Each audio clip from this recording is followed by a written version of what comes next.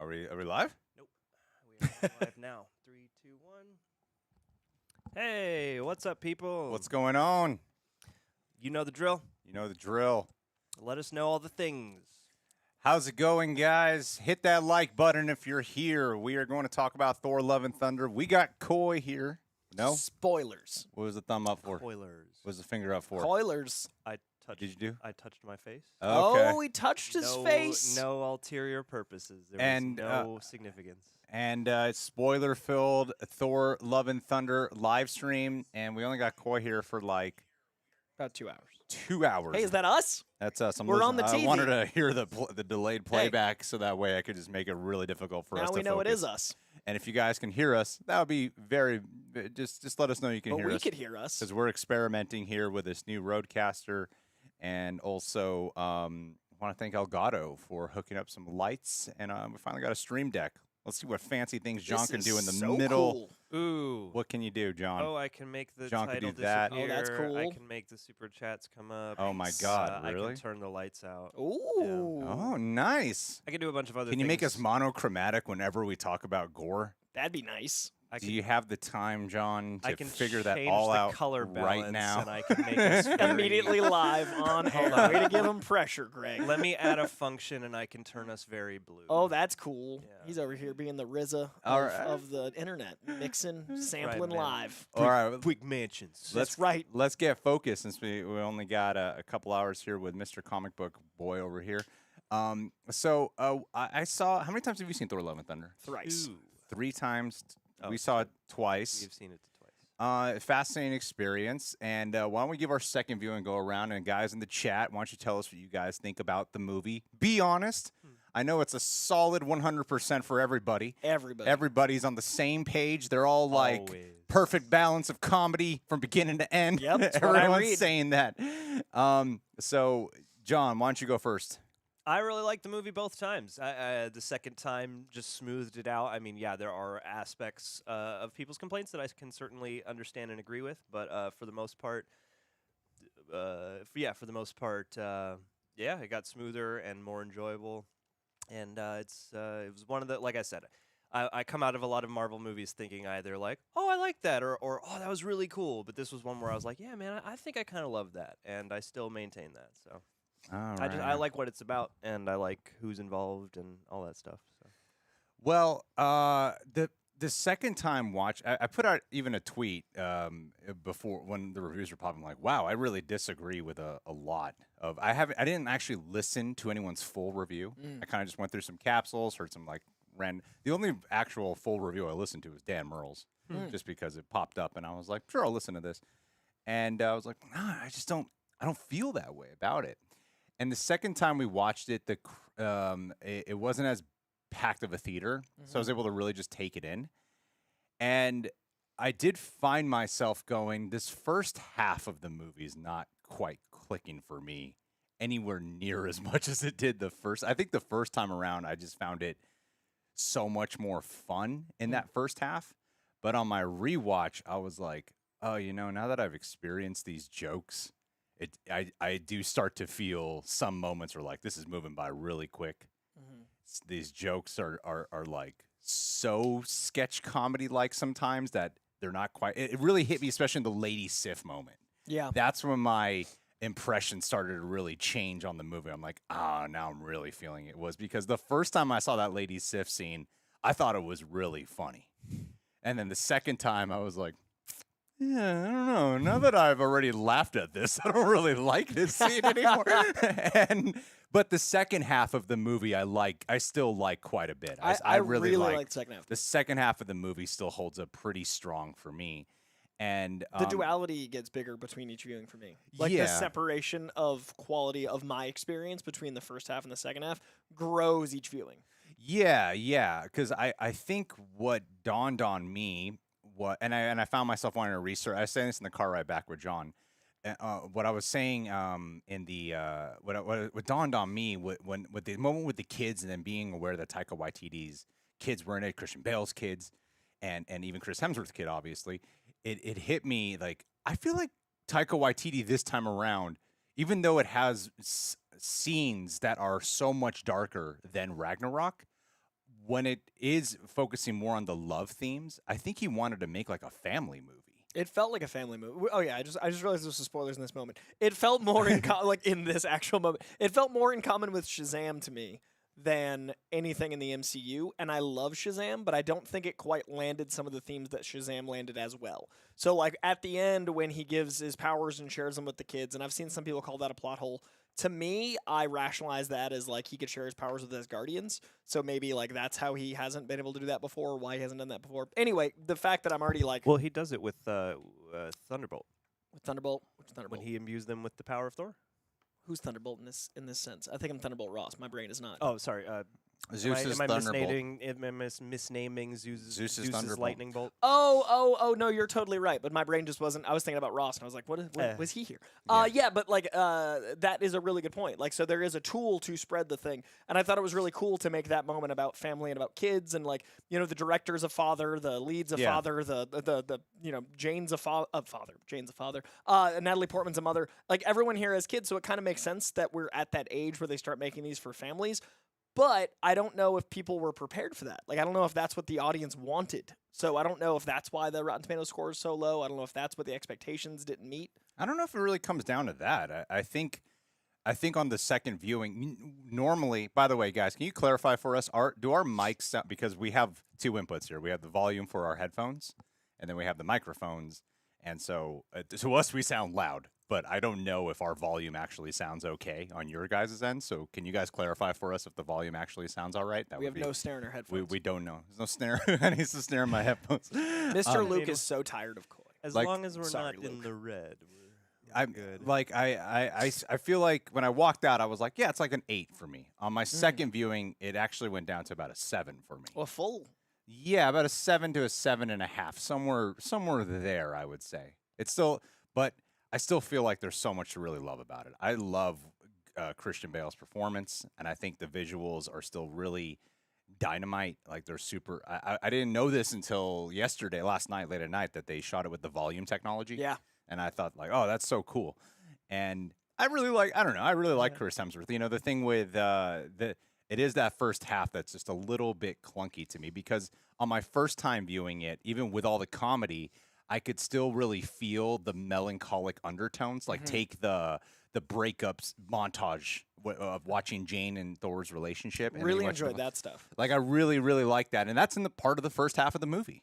And I felt more of those like underlying melancholic tones a little bit more, even throughout. And I felt like, but I don't know. There's something about it. But we'll dive more into it. We got to get more specific and stuff here. Yeah, I just talking to John. I think it's the highest of my like third tier in Marvel. Like I've got my like S tier, like the stuff that's perfect, and those are like 6 or 7 movies that I think like no notes, no changes, holy crap. Any of my top 7 could kind of alternate to my number 1 spot. And then there's the stuff that I think is absolutely just powerful and incredible. I can rewatch, and that kind of like, and I know this is controversial and I'm gonna get crap, but like Iron Man 3 is the end of my perfect like A's, not quite like B's, but like A minus. I think this is the top of that third section. Like this is the top of my middle ground Marvel. Like it's still B's, they're still enjoyable, but it doesn't quite hit for me. But it's the top of that. I actually put this right above Ragnarok for me. Oh, really? I think I like Ezra's asking in the chat. I think I think Ragnarok's a more. I mean, I know you're not the biggest Ragnarok fan. Yeah. I feel like that's a more solid, more consistent in what it actually is executing to be. Well, this is a But- teaser for another Coy's Comic Corner, but we're going to be doing a ranking, and this is just for this section, but it's going to be, for me, this, Moon Knight, and Ragnarok, but we'll talk about that in length next week sometime. But we will not overshadow John's love for this movie Or his thunder for this movie. or his thunder. He was filled with the Be thunderbolts. honest. So Honesty yeah, is good.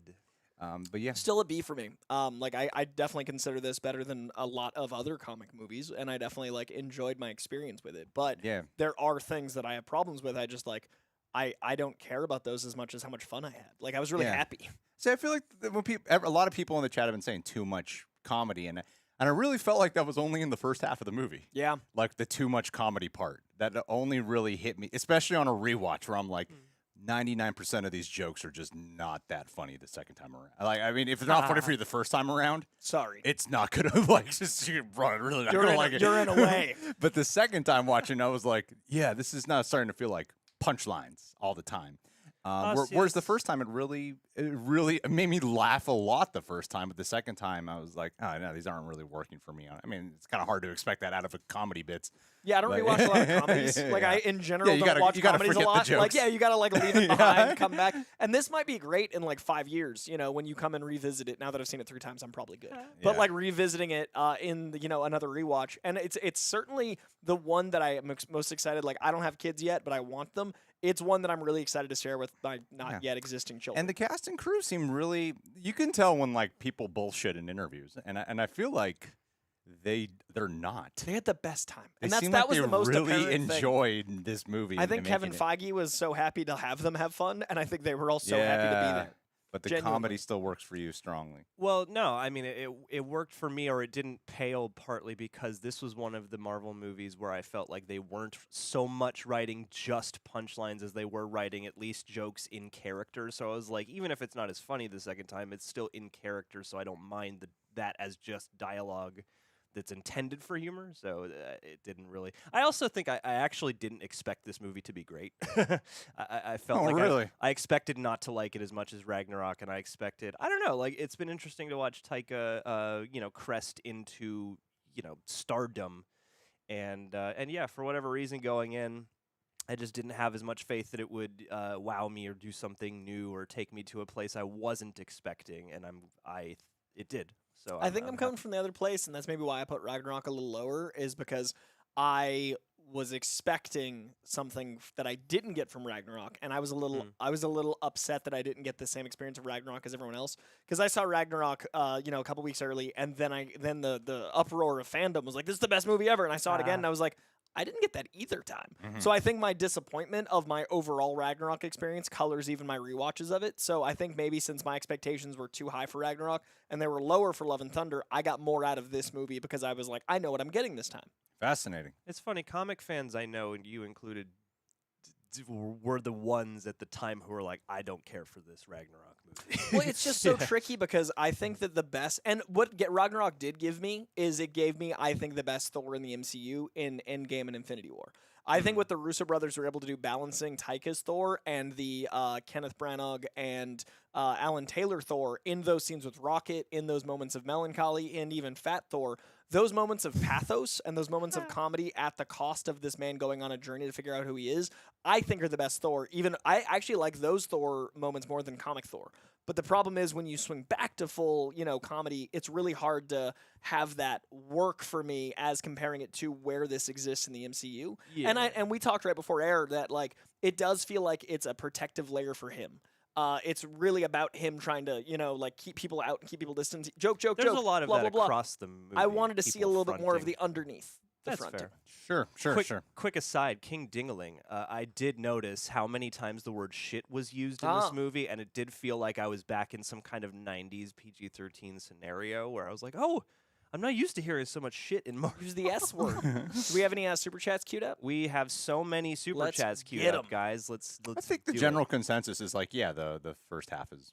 It's Like looking at the chat. yeah. We have the chat right in front of us, and looking at the chat, it seems like the first half is People are generally is like, the "We most like the mixed second part. half more." Yeah, that's the most mixed part for people is Yeah. the first half for sure. and someone didn't like. See, it's funny. The last 5 minutes of this are amongst my favorite 5 minutes of the MCU, and someone just said the last 10 minutes was cringy. Not that I generally listen to people that use the word cringe, but I think that the last 5 minutes was like using the title as like a landing, and also like that moment of fatherhood and him. Yeah. Like he was seeking love since Thor 1. He's been wanting love, and now he has the love of his daughter, and like I think that's really special. So I love the last 5 minutes. Well, I mean, the Wholesome. movie sets you up. That's the whole. I think Taika more than ever just went.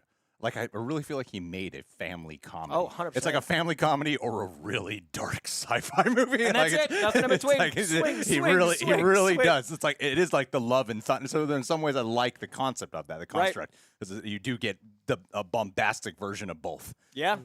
Love comedy, and then thunder, where it gets like really dark when you're focused on gore. But I did want more gore. I did. Oh yeah, I think more gore and especially more butchering would have. That way, you were really Feeling the stakes that Zeus didn't Yeah. feel. yes, exactly. And you know what? What do you guys think about Zeus in the chat? In the chat, tell us, because even on my rewatch, I was like, I like Russell Crowe's performance. Oh, I thought it was know, hilarious. I know it's a real. As someone says, Zeus is so corny here. I know it's a real hit and miss. That's such a divide with people, but I liked Russell Crowe's That was performance. one of the things that worked for me. And I think there are there's like two versions of gods that I've always heard portrayed. It is like the more snotty, flamboyant, like that's kind of the versions that are captured here. Zeus Yeah. just puts his dick in stuff. And like, then that's there's- what Zeus They does. are boisterous. Then and, there's and Zack lecherous and Snyder's. rowdy. Yeah, exactly. They're not all They're not abs. all noble. Yeah, it's like I like the Zack Snyder edge. It's I beautiful like that. for Abercrombie models. but then, like, that's uh, not the myths. But I think for this version, I was like, no, I like this, especially for the argument of like, what is the Yeah. purpose? And you guys are not the shit, you know. Agreed. So Audrey yeah, I liked the Russell Crowe portrayal. I thought it was really, and I think one of the things that made me laugh again for some reason, it's such an easy, cheap bit. But when he walks down the steps With and he's his holding up little a skirt, tutu? yeah, I'm like, I don't know why, it's funny. The Yeah. casting is a huge part of that too. Russell Crowe in yes. a tutu is hilarious. True, to me. very true, Well, very true. And I do get a kick out of his Greek accent. Oh, it's so thick and hilarious. I love Yeah. It's like being back at Greek wedding. Audrey St. Cyr says the scene in The Gods reminded me of the dog scene in the Lego movie. I couldn't stop laughing because that's all I thought of. That's a great call. I do like also when he's like Thunderbolt. Yeah, he just loves himself so much. I don't want to say none of the jokes worked for me again in the rewatch. I think everything with what you call it, Mjolnir, and I'm always questionable how I pronounce that. Mjolnir? Mjolnir and Stormbreaker. I think that bit is Oh, something. yeah. I don't know how you guys feel about those comedy bits, but I felt it. I like the comedy of that a The lot. I people think it's arguing really against It's the so orgy committed. jokes do not understand how much gods talk about orgies. Oh my God. The gods and orgies. How many orgies there are in mythology? There's an orgy a week, and frankly, the fact that we didn't Yeah. even see an orgy is only because of the rating. We got quite a bit of super chats, don't we? Yep. I've been seeing them piling, and we should definitely. We're ready to go. All right. JB Bonifacio. Calling it now. Hercules and Clea will eventually replace Thor and Doctor Strange. Wait, where are you at? Where are you reading this? I am reading it right here. Oh, that's a cool little screen. You Action. can read it here. I Yeah, don't see it. it's right there. Oh yeah. It's right in Oh, front. you might want to Stare straight ahead. Oh yeah. Hercules will replace Thor, Doctor Strange. I don't know if I want to see that. I mean, I think do I don't- want to see solo-led movies with them? I'm not sure about that. I personally think that we're going to get Brett Goldstein for a couple movies, and I personally think we're going to get Clea for a movie. Could be wrong. I'm not that excited about Clea, to be totally frank. I also just don't know how much, Charlize's want to commit to a franchise. Like, I can't Yeah. see her being like, I'm going to do 9 of these. Like, Doctor Strange is in way more movies than you realize. That dude is everywhere. So I can't Yeah. imagine Clea taking that spot, personally. I think Charlize Theron is when she's in a drama, I am so excited. And yes, she's amazing as Furiosa. I even like her in comedies. Or in Longshot. Yeah, Actually, she's I so good know at what. Longshot. I think I literally convinced myself. You I'm just, ex- like, wrote I'm yourself excited around, for you're like- Charlize Theron. So I was like, come to think of it, I like her in in pretty much drama and everything she comedies does. and action films. You know, she is versatile. This Charlize Theron's going places. I even randomly. What's that Seth Rogen comedy? That's That's what I Longshot. was just That's talking that's about. Longshot. Yeah. That's what it's called. So Oh, that's good. so funny in that. So It's slept on. funny. That yeah. movie's so underappreciated. Yeah, and that's like just a straightforward comedy. Yeah. Greg is excited for Clea to be in the Well, Marvel universe. I feel like especially when you only have like 10 seconds of there's an unfair impression you got to make Yeah. in that short amount of time. I was not a fan of that post-credit scene with Clea, so I think that has a lot to do with it These too. two post-credit scenes, for me, were like 3 times better than the two. I mean, the post-credit Hercules scenes. the Oh my entrance God. was like, You guys damn. watched Ted Lasso, right? I do not. He does. I was so. I mean, we were together Yeah, at the we premiere. were, but, like, I didn't know that you was were watching. actually an incredibly gratifying moment to finally have something in the MCU to be sitting there, and especially sitting next to you, and then to have that mutual like, oh my Yeah. God, like That felt like the Yeah. Phase 1 moments. Like me and John going like, it's happening! It's actually happening! I never would have thought, but this is perfect. Yeah. Also, Thank you, JB. Povenmire says Godgasm. I want it. Yes.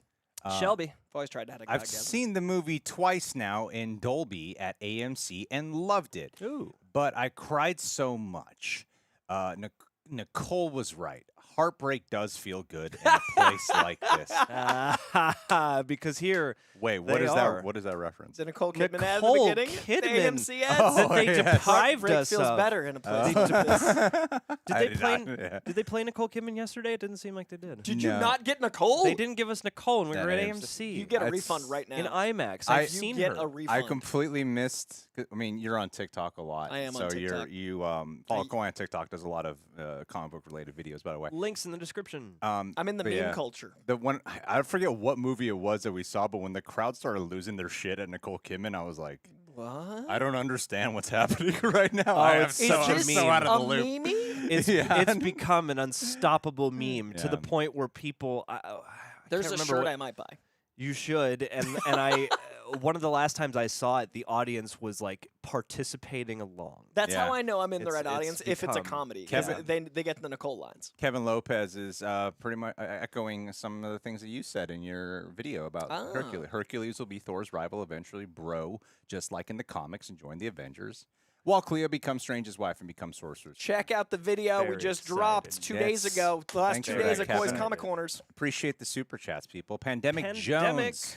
I will keep mine short and sweet. Thank you, Pandemic. Another divisive MCU movie that I loved. Christian Bale was fantastic. What were your favorite moments? Goat screaming after crashing the planet was great. Well, I'm sure we'll be going through a lot of our favorite moments as we do this, but I don't want to talk about anything I liked. I think let's talk about the goats while we're here. Ah! I thought the goats were hilarious. I laughed every time. I've- And I'm not usually that kind of Family Guy humor. I laughed every time. At the premiere, there was a few people who were like, "I fucking hated those." It was goats." very funny. and I was like, I laughed every time they screamed. and they're at I think they're maybe the most divisive thing in the movie is I people ex- either hate or love those Yes. goats. I expected to hate them the second they showed up. I was like, I know the screaming goat meme, and yeah, it was funny It to got me me. each time. But I know. And I then know in the some second people- viewing, I was just like, okay, this is just a part of the movie now. this is part of the soundtrack. No, when I- they crash into the that's the shadow best one, planet and then 'cause you it's just hear so the heavy. scream from far away, I'm like, that is so I love funny. that whole thing, and I love that they chose to make the planet like just an asteroid, just like a tiny see the whole thing. asteroid. that you yeah. can walk around. Yeah, it's great. And like the and then weird the gravity. demon planets, like the demons that come out of the planet, you can see it like enveloping the surface is so rad. yeah. Manjeet Kundu wants to know, why kill the God Butcher? Did you have an issue with that? Anybody? Because He's like so he's such a cosmic. good character, but I felt like his end here was pretty fitting. Yeah, I don't Learning think to work the with- bringing. I don't think the end works without killing him because that's all about the daughter. That's all about the things they set up. I think it's necessary. So usually it does bother me when they just do one and done villains, but this one worked for me. Pandemic, you followed it up. You said you wanted to keep it short. You're a liar. You're a great liar. Super chat liars. Natalie Portman said there was one of the most visual. I watched the interview saw of, this of too. the cast and crew, or just cast and Taika. And they said this too, and I was like, "What scene was that?" Natalie Portman said there was one of the most visually beautiful scenes she has seen on film, and they filmed it in a Best Buy parking lot. What scene do you think that might be? I thought there were a lot of beautiful shots. I have no clue It's what one scene down the that street was. too in Glendale. Yeah, they Christian Bale. So it was Yeah, it's Glendale. a Yeah. Glendale, and I was like, I go to that Best Buy. And I don't know. Is it the eternity scene? I couldn't quite think of. I think it's the eternity scene. how because would they shoot it's- the eternity scene with all that water? In I think they literally built parking a lot. green screen cube. Oh, and they just okay. walked into it, And and they- then they just mapped it. What a And they random area. probably- and they probably could spread out enough to get some kind of Scope of it. floor with a lip that they could put a thin layer of water onto. and Because the then- pandemic was like they needed to like rent spaces out. So True. maybe they Yeah. literally were just like, all right, Best Buy's available. But yeah, if you guys didn't know that, apparently there's some scene that they filmed in the Glendale parking lot, Best Buy, Glendale. Anybody got Natalie's number? Hit her up. And Ask I her. was like, damn, Oh, that's wild. Like, I mean. Yeah, it's and then to insane. know that, and when we say filmed on volume, that's like the Mandalorian technology, where you actually have like the sets built, there's a screen around you. yeah. So a lot of times in Marvel, what they'll do, because I even noticed in the trailer when he that big ending shot they would use, that's from the beginning in the movie when they're fighting those like Jim Henson like Oh, puppets. yeah. That the colors wildly different in the trailer. It's all blue and Yeah. dark, and so normally what they do is in post production they use green screen, right, and then they fill it in later. But here they had to do most of it in advance, so it's very different for a Marvel movie to do Very that. immersive. Nash Sanadiki. MCU Phase 4, let's redeem all villains. It's also therapy phase. Every hero's going through therapy, and every villain's getting some redemption. Well, I think it's a more naturalistic approach to reality, right? Like, no one True. thinks they're a villain. No one goes into a scenario like, this is evil. But in this situation, we're getting the time to flesh out why these characters feel this way. So I think Phase 4 is more about fixing Phase 1's problem, where the villain was just like, what if the hero was the same but bad? Like, every villain had that problem. Now we're getting some nuance, and I think that makes it stronger. I think it started happening with Killmonger and Thanos. Yeah, I think that's ending Phase 3. I think they just learned that lesson. And they were like, people like when our villains have more depth. Kingpin and Daredevil have an interesting relationship. What do you know? When they kind of mirror some of the protagonists. People like this. Because, yeah, Gorr's storyline. So investing. I think Gorr's storyline, in many ways, is reflective of both Jane Foster and Thor's. I agree. So, and I really love that they were able to land that. And it's one of the most, I think, relevant questions an MCU movie has brought up, period. True. I agree. And as an agnostic, it was really interesting to see them handle religion failing head on. Mm-hmm. So, thank you, Nash. Johnny, why don't you read Cutter? Thank you, Cutter. Cutter Hale. Been a fan of y'all since I was 11, and now I'm 22, almost 23.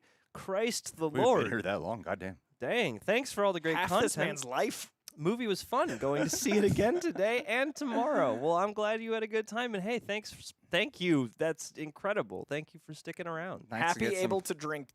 I like reading some positive comments, and thank you for watching us for so long. There are God. few places there are few channels I've watched We've been that around long. that long. I don't know. I feel like this channel didn't really start until like 2014. That was like 8 years ago now. And that's when it really started. Actually, So maybe they watched your do videos. something. Yeah, your yeah. shenanigans. So I was like, Wow. oh, now something's finally paying off with this. Yeah. Maybe they're just not good at math. 2-year maybe investment. Cutter needs math. I think some people might be. I think Cutter just went there and was like, "What's the oldest upload here?" I'm going to check that. I've been a fan. No, I'm just messing with you. Jim X Mafia, after my own heart, I think Jane whispered, "It's Morbin time" into Thor's ear. What'd It you is guys the think about best that? catchphrase yet. The Morbin time? The- Morbius? the living Morbius. vampire? What do you guys think about the film from Sony, Morbius the Living Vampire? No. What did you guys think about not revealing the catchphrase? A+. Good call. I loved it. I think Fill it in yourself. there's nothing that could have lived up To that it. moment. I thought Agreed. she nailed it on the "Eat My Hammer" part. I wanted it in its hammer. Well, and tone. that's why I think it's because that works well, and that's the actual moment where she triumphantly delivers a catchphrase, and then, then you can fill in the blank of maybe it's a silly one and he's being loving, or maybe, it is she a good actually one. is peak. Yeah. I wanted to stop at hammer time, but like here we are. Nothing's beat Free Guy when he goes Catchphrase. catchphrase. Catchphrase as a catchphrase is a pretty cool catchphrase. Which, watching Free Guy again, I liked Taika better the second time, which he was initially my least favorite part of that movie, which I was initially bummed by. I really like Free Guy a lot. But I like him more the more I watch it. Dakota Jones. Hey, buddy. Thank Go you, follow Dakota. One Virus Effects. Hey guys, haven't seen Thor yet. Well, stick around. But just wanted to stop by and say hey. And One Virus Hello Effects is there. my new Instagram. My main got hacked, but seeing Thor today. We will make sure to give you a follow there, buddy. Thank you, Dakota, for Enjoy Thor. popping in here to show support. Michael Mack, looks like from previewing this, Coy, you're going to want to read that one. Wasn't sure the first viewing, but clicked the second time. It was great fun. Big love to you guys, as always, from Scotland. Loving Coy's Comic Corner 2. I appreciate you from Scotland and from here. Thank you, man. I have been loving doing that show, and it has been a wild time to see all the comments. Like, you guys have been so supportive. I was legitimately afraid, because this little network of Reject Nation is very passionate and proud, and I was so afraid of just being like, here's some nerd shit. But you guys have been incredibly receptive. We so don't thank like nerd shit here. Not Coy. here at Reject Nation. But I literally, I'm in the first video without you guys. That's terrifying. I sat down I'm in the chair. No, it was all part of the plan. Long game. We It played was the long game. really a plan. It really was. It's like, Coy, your first one, I'll be here with you. And then I won't know what to say, so that'll be And good. John will be And here. then John will be there, and our point is just to ask you questions, and now I'm just doing that, but off camera. Yep. And then you're there in the corner going, it's been 27 minutes. See, the sad thing Slow is... down, start this again. You got to explain what this is. You got to talk about this. What's the singularity? See, the sad thing is the point is for you just to fly and be your own little birdie, but that Wolverine one was so fun. I was like, oh, I wish I could just be the idiot for all of this. Can I be the what's going on guy? But no. Especially, too, because when I hear you guys filming through the wall, I'm like, that sounds like the most They are fun laughing. experience. No There one was- laughs this much during filming. There was one Ron Burgundy moment that we'll never see the light of day of something Coy said. That was just The Oh, most yeah. we've laughed so in this room. it brought me to tears because Coy just read something I put down and oh man. I won't go into it. It was such a Ron Burgundy. We enjoy filming that show too. It was either a Ron Burgundy or Joe Biden moment, whatever you want to look at it whichever as. way you want to lean. Tins. End of quote. Read line. Did you guys see that?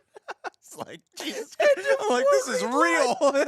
This is Oh, this isn't an golly. SNL skit at all. What he said, read line, end of quote. You guys got to watch it, that Joe no. Biden moment. That's so funny. Oh, It's gonna be God. in history books. This is a weird timeline. Tins, I think Gorr. Thank you for your contribution, by the way. Very much appreciate it. I think Gorr should have been a stronger foe. I wish they would have shown Gorr crash the meeting with all the gods and butcher a whole bunch of them to make Gorr really seem extremely powerful. We definitely needed some more scenes. I think we needed some scenes. The with things they Gorr. cut. Yeah. We keep hearing about it. Like it's funny. Usually in interviews, everyone's so cagey, but Christian Bale's out there like, "Yeah, I killed this person and this person and this happened." Will he? And then Hemsworth's like, "My kids are in it," and they gave like, the last 5 minutes of the movie. He's like, "My daughter's in it, named Love." I was like, "What are you doing?" He says that. When because Christian Bale was doing he said it several times in interviews now, and this is the most I've ever watched press for a movie, like post watching a film, and he was saying that the first 3 days he was on set, they were just tied up and he was just monologuing a lot. Yeah. And a lot of it was Taika Waititi's suggestions, a lot of it was his own improvisation, and a lot of it was just great. And everyone was like, "Yeah, it was terrifying," but apparently, like none of that's in the I didn't actual see him movie. tied up once. Are we And talking about the vines scene? I think that might be Because the I love scene. that scene. I But love he that. wasn't tied up. But he's tying No, all them no. up. He's saying they're tied. They're tied Oh, up, got and it, he's got it, got it. monologuing. But no, apparently there is more violence and a lot of. But no, I think they drastically trimmed that down I could say. a lot. I felt that a lot. I felt that especially in the scene with the kids. It kind Yeah. of just ends that scene when he cuts off Get the snake's home. head. Literally, when he says, "That's why you're here," and then they cut away, I was like, "That scene's long." There's way more terrifying That children in the scene's cage. longer. I do wonder if there's some type of reactionary effect ever since Eternals didn't do that great for them, where they're runtime? like, we need to shorten everything. Yeah, because like this is literally as short as Thor 1. Like this is a Yeah, it's very short. short movie, and I definitely could have used some more drama to balance the comedy of the first I could half. have used like 20 more minutes. Yeah, I said the same thing about Doctor Strange. Like, I could use wasn't- 20 more. I wasn't less so than Doctor Strange. Like it's not a detriment, I but like- it's one of those things where I'm like, I could watch this for 20 more minutes. I also easily, enjoyed this a yeah. lot more than Doctor Strange. I personally. there's plenty of things. I know that's kind of the most controversial thing we'll say today is I think all three of us prefer this over Doctor Strange. But there are things about Doctor Strange that I definitely prefer. Oh yeah, Yeah, I agree like, with that. they're- Yeah, there's more moments in Doctor Strange that I think support the MCU The- and Doctor Strange itself. The dark gothic visuals and the violence, and I really The kinda- montages, man, I love me I some really 80s did montages. like it. Ian Schmidt, Jane Foster actually said, "It's Thorbin time," Corbin time. and I'm all about that as well. EJ Get Thor. Edge, EJ Menchaca. Gorr the God Butcher only showed on screen to kill one god. How did you all feel about that? Instead of showing more, also, did you feel the comedy was too much at times? I mean, we covered this right at the beginning. I know some stuff we'll have to recap. It's the live stream. I think, speaking for at least Coy and I, that the first half was too much. It didn't feel that way the first time around. The second time around, for sure. And then, yeah, we wanted more. What's Gorr the interesting God is if you Butcher. throw in 10 minutes or even 15 to the first half and add the drama that I think they cut, it would balance out the too much comedy for me. Like, it's not that the comedy bothered me. It's just that I wanted to see more of. I consider what Thor's doing a facade of, like, he's so broken, he's using comedy as a thing to keep people away. Like Deadpool does. Like, Deadpool uses comedy to keep people at a distance, to make people think he's annoying. Thor is using comedy to make himself seem dumb so he can seem, like, more secure in his insecurity. I'd like to see that veil slip a little bit. I'd like to see, like, a little bit more of who Thor actually is hiding True. under the comedy. And I feel like that could have been in the first half to make it support the film. Absolutely. Well, I think. Well, I'll say really fast is that I'll say really quick is that I think your opening scene really sets the stage a lot for what an audience is gonna emotionally expect when watching a film. So if you compare it to Ragnarok, where because a lot of people are saying like I just think Ragnarok's more balanced, and I'm like I don't really think of any dramatic scenes ever from Ragnarok. To be totally honest, like I don't really. There's like one scene in Ragnarok where I'm like with Odin towards the end where I'm like good drama scene, but most of the time I don't think about those like the heartfelt stuff or the emotional things because the opening of Ragnarok is really funny and exciting.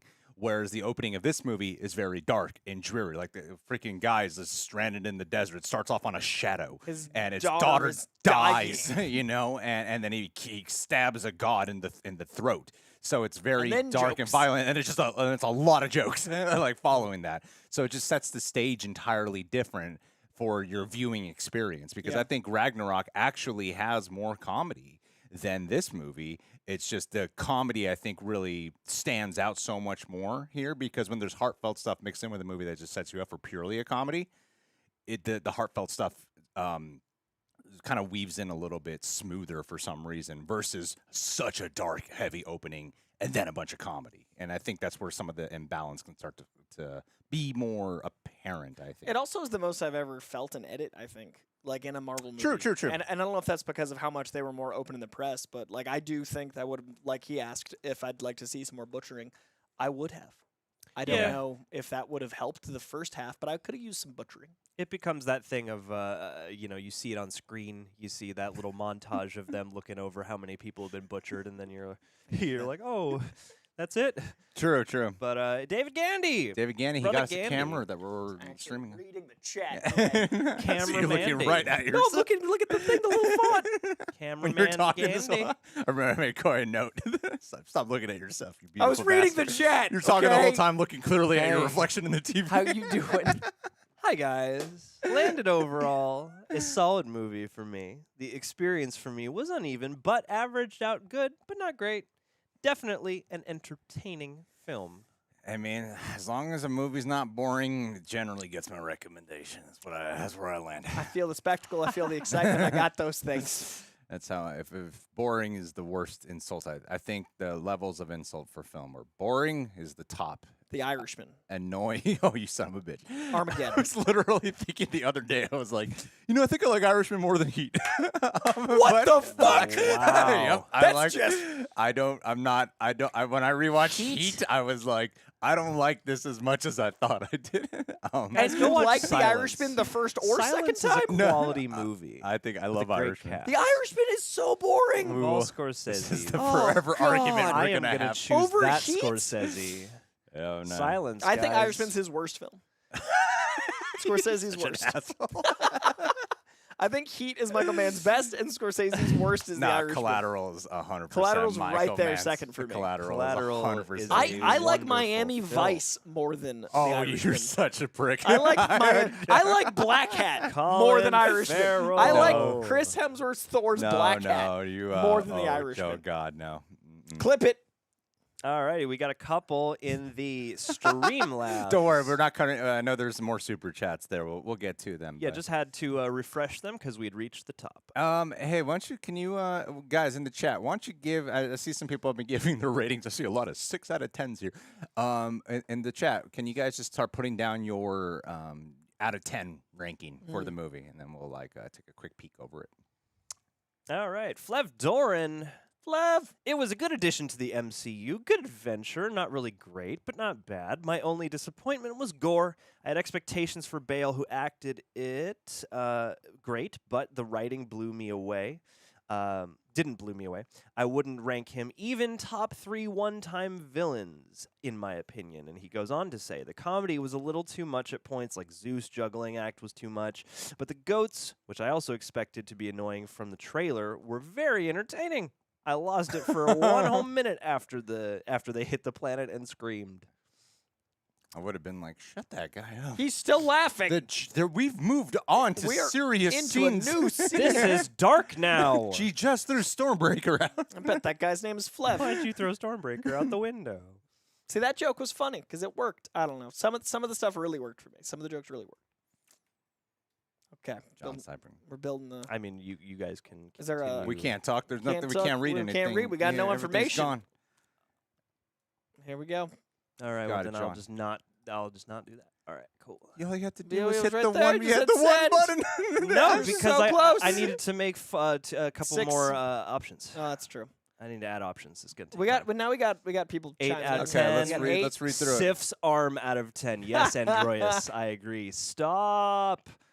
Can we move this over here? It was very old school YouTube. I Sure. saw that. I agree. It was very OG YouTube. Well, we're gonna show everyone's. We got a monitor like way at the bottom here.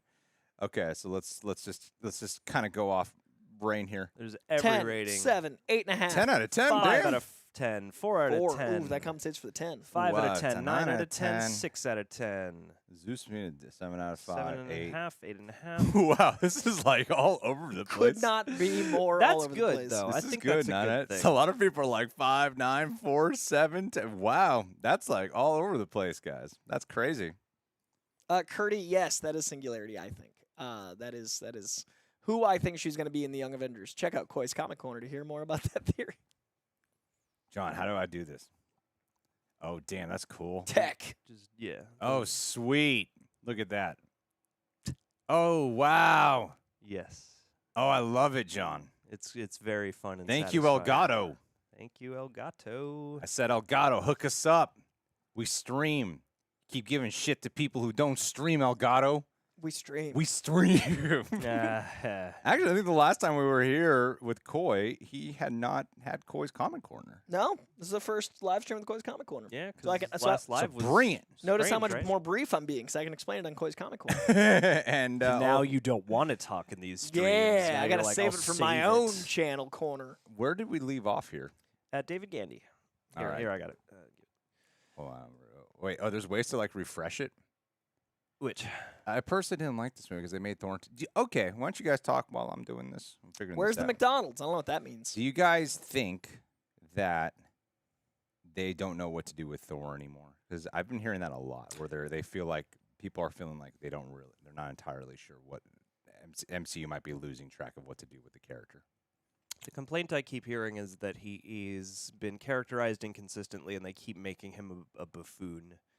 And I could see that. I mean, I felt like here, to me as a non-expert, it's felt like they have taken a sort of modular approach to what Thor's personality is movie by movie, and I guess luckily in my eyes, the movies have suited the approach they've taken, so it's okay with me.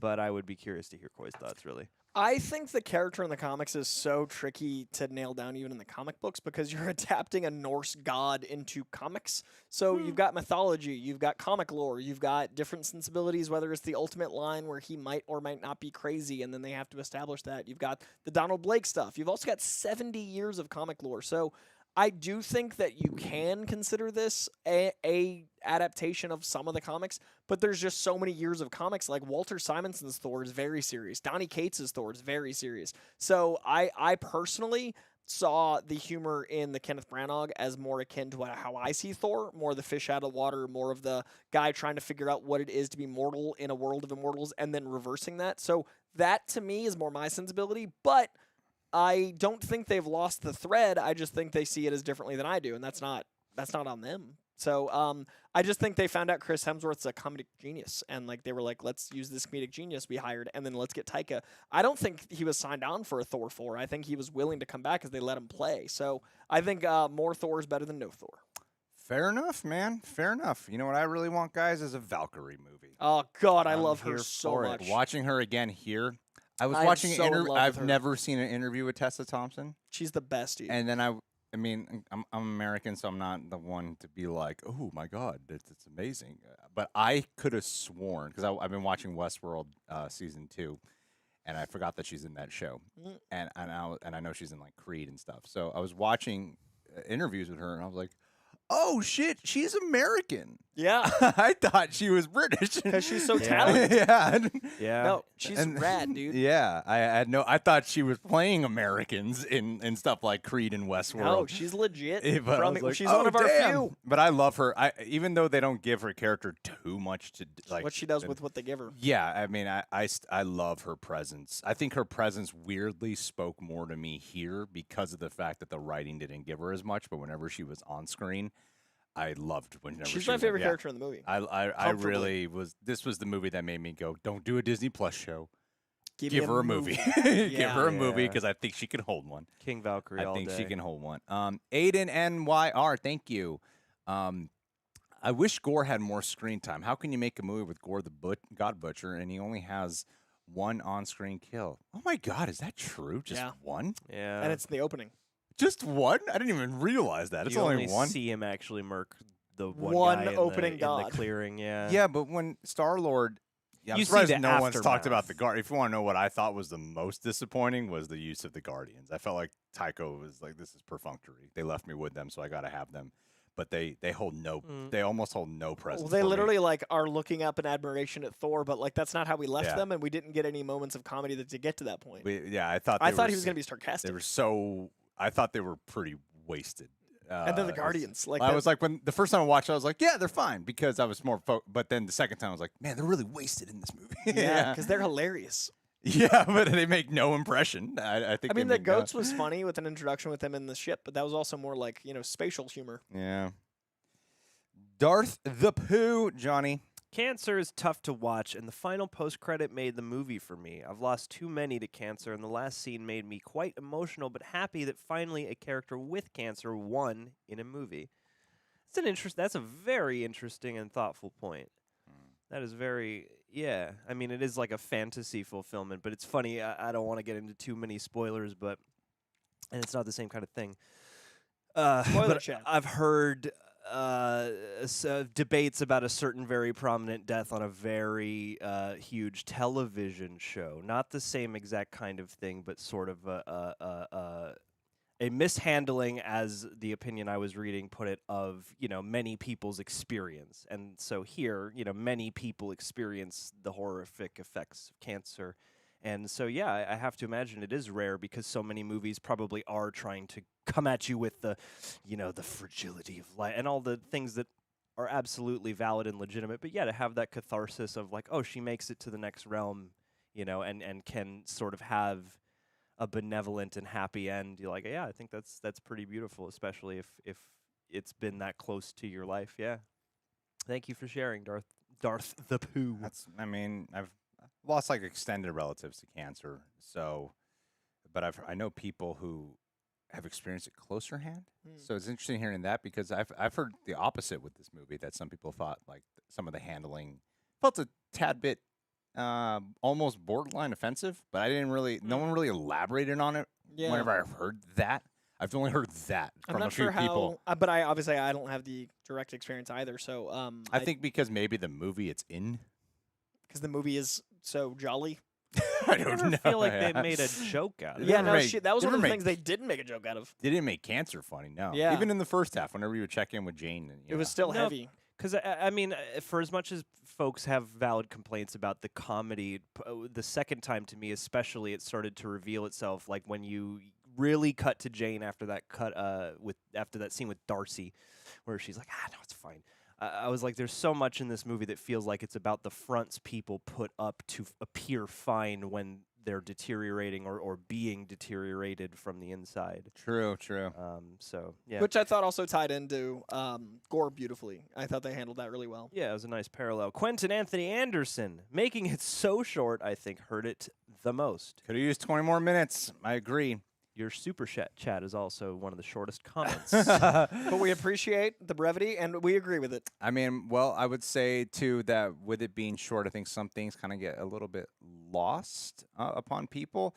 I think of one thing that's been up for debate is the whole thing about Thor with the lightning, instilling it to the kids. Yeah. Because he uses the thunderbolt, right, to disperse it. He's not giving his own lightning away. Well, he says the power of Thor. That's what got confusing to Yeah. me. That's He what I'm uses the talking lightning about. bolt and then says the power of Thor. To me, I took it as sort of like he's got his lightning power, but it's also being turbocharged by this additional god weapon or Got something. it. But that's just me filling in the blanks, really. Well, here we go. Aiden, and also, yes, shout out to Axel. He was cool. I liked his first interaction with Axel Heimdallson? when Yep. he does project himself into the actual cage. What does Thor say? Cage of children. Yeah, Kids in a cage. Kids in a Kids cage. in a cage. Kids in a cage. Well, and there are a bunch of those like randomly relevant things. Yeah, that are funny and dark. True. And at the end, I was actually one of the parts that almost lost me the first time was like, oh, Kid Army. Ooh. But also then I thought, well, we live in a time where kids are put into these perilous positions, and he does empower them to defend themselves. Yeah, there was a thought of like he's lost so many people in battle, would he put these kids in danger? But also like, is there also the need for these Asgardian danger kids to came be prepared? for them. So, yeah, like the Asgardians needing to be prepared. Maybe that is a thing. True, yeah. Thor love and comedy, says Allison Mello in the chat. I mean, Darcy was saying that Sarah Sarah said- Williams, Darcy's definitely underused. I mean, we got her a lot in WandaVision, and she like where else would she have popped Didn't need in? too much Darcy. Yeah, I mean, Like, I don't More know where Eric she would've come back. Selvig. we'll see more of her. Yeah. Aiden Higgins. Hey guys, one of my issues with this film is that this seems to be the #1 complaint. I loved Bale as Gorr, but I felt that I needed 1 to 2 more scenes with him. Also, they didn't make him feel as much of a threat as he should have, in my opinion. I felt he was threatening and menacing. It really just comes down to we needed a scene where he killed some gods instead of just coming to a screen of like with the Guardians being like a bunch of gods are dying, and that's all we got. I felt like they cut away from the butchering of the gods, and That even would've made a big literally difference. 2 scenes would have changed the whole feel. 1,000%. I completely agree. Let's see here. Nev R. Williams. Thank you. Thank you very much. Where could you see Hercules appearing next, or just waiting for Thor 5? Think they may still use Enchantress at some point? Love y'all. That's a coy question.